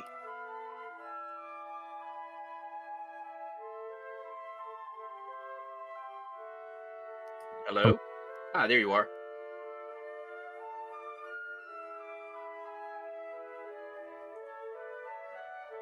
Did you ask a question? I think that I had Discord muted and then I unmuted it, so I'm not sure if you're waiting for an answer or something. No, no. But now that you have coming in here, first off, GG. Second off, thoughts and opinions on the seed. Um, I felt like I was behind early on just because things didn't really work out for me in terms of getting experience. I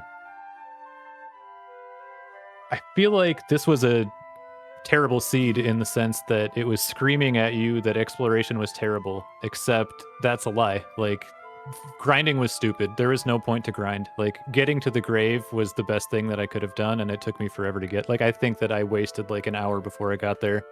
So it's one of those things where you're trying to do the smart thing, play the, listen to the seed. You can't move anywhere. There's swamp everywhere, so just grind, but there's nothing good to grind. And then you don't get a healing spell until level 13. So I feel like I just a combination of doing the wrong thing, and I feel like I had a bunch of bad RNG rolls in different ways that just was really frustrating. So I didn't feel like I had a great chance from the start in this one. Fair enough. Although you actually were ahead for a brief period in the beginning of the game. The problem was trying to explore, I think, to the northeast. You tried once, you got nowhere with it, you never went back, and that was where Cantland was, that was where Hawksness was, that was where, some key items were. Um, and your search for those. I think really the biggest enemy for you in this one was the map more than anything else. Oh, what are you gonna do about that? You route bad, you get caught. Like there's nothing you can do about that. I think that I would have been much better able to get those things and not have them be as big of a deal if I had played differently at the beginning.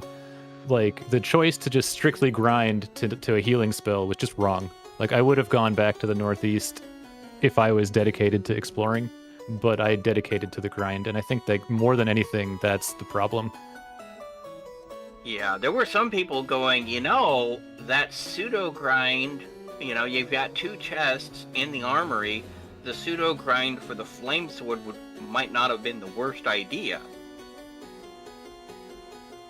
Yeah, it's one of those things again where it just seemed like, okay, well, I just need to get, 150 more experience. Well, okay, I just need to get 300 more experience. Okay, well, I just need to get 500 more experience. And then by that Mm-hmm. time, it was like I'm not going to spend time slow grinding a chest after. Like, I get it, like when you're watching, but like when you're playing, it's a far different experience. And Oh yeah. it just really seems like going for exploration was not a good choice in that circuit. I mean, it was, but it's like it's such a low percentage play that the seed is going to work out that way. Oh, Um, absolutely. And I actually mentioned that precise thing in the commentary as that topic got brought up. So yeah, absolutely understand that. The other thing that was being pointed out in chat was there was a gold grind that was available. You go to Garenham, you get the 3 chests, you go down into Swamp Cave, die, and that's gold grind enabled, and that lets you do that. And if that had been done maybe a little bit sooner, then that might have actually been more I, valuable. I didn't find Garenham until after I had already done the gold grind out of grave. So Yeah. like if I had seen Garenham, I would have done it. It's just like again, like what am I supposed to do in that Yeah, circumstance? I didn't find absolutely. Garenham. So like I did the best that I could. It's just one of those seeds that doesn't go your way. Yeah, absolutely, absolutely. Yeah, unfortunately, Garenham was not that far away. You had just barely missed it. I think you were like 5 tiles away from seeing it. Unfortunate, but sometimes that's just how the seed rolls, and that's just one of those things. But hey, now you're 1-1 with Guy, so the next bout will be the deciding bout to see who progresses and who does not. Yeah, definite GGs to Ragai out there. Tough seed to. I don't think anybody wants this seed to play. Maybe it's fun to watch, but this was not an enjoyable experience. And yeah, it's just that's how the map goes. Like I was a couple tiles away, and then I died to like big scary enemies, so I don't want to go back. And the enemies were bad everywhere, so it's kind of like, what do I do? Do I fight in the Wolf Lord zone that has a Spectre I can stop spell, but there's golems and armored knights there? Do I go to the zone with Wraith Knight and Wolf Lord, but also Armored Knight and Goldman? Like what do I do? Obviously, the answer was to explore, but it just feels like again, I just don't think I can make the choice that the math says that the best thing to do is to go die over and over again and bang my head. Like I've done that before so many times in seeds and it hasn't worked that like I'm fine losing in this circumstance and having that be the thing that get like if I lose to like a 5% play, then whatever. Yeah, absolutely. And you know what? And that's the thing that is so important for viewers to understand is it's not just what is the optimal thing from our omniscient perspective, but what would be the best decision for the player in the moment with the information they have available to them. That's going to be the play.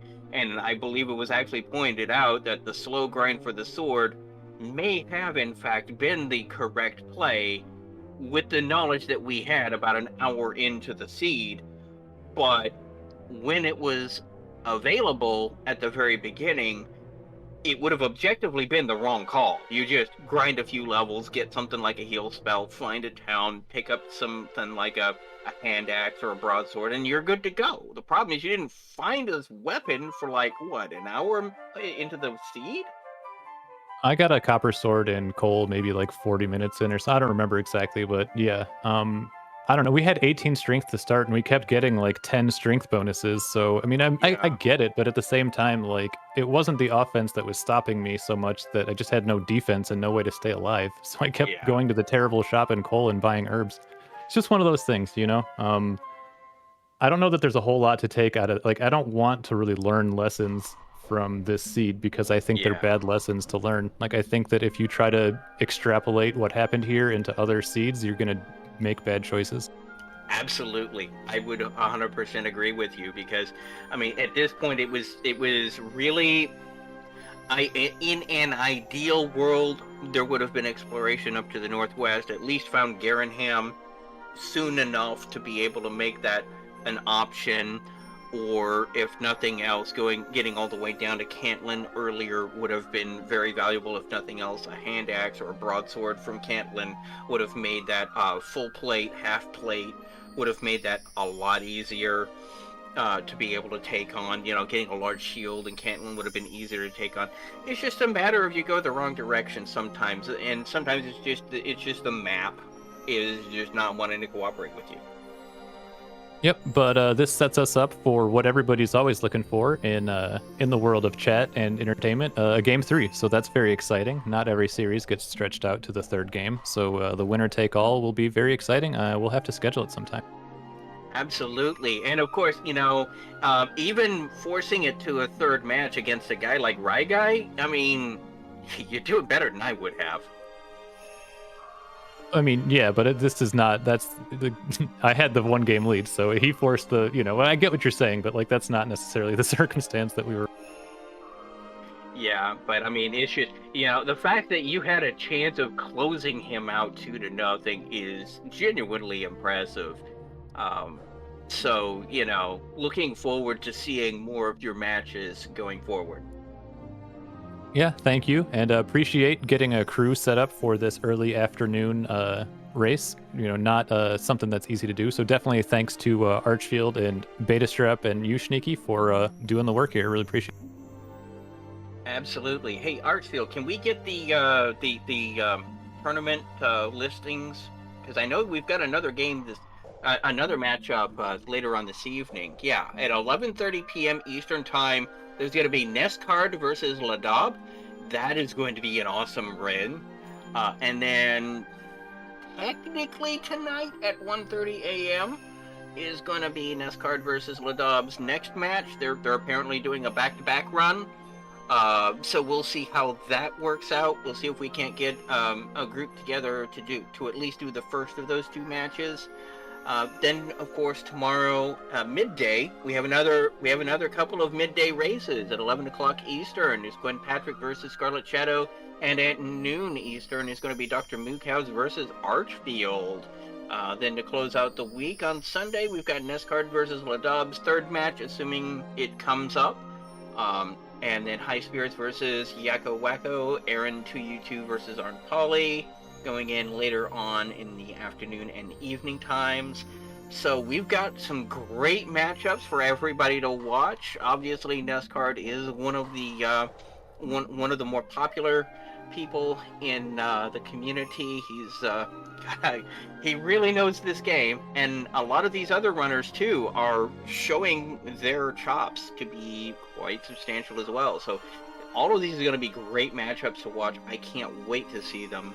Any last thoughts or opinions, Hoodie, before we go into closing?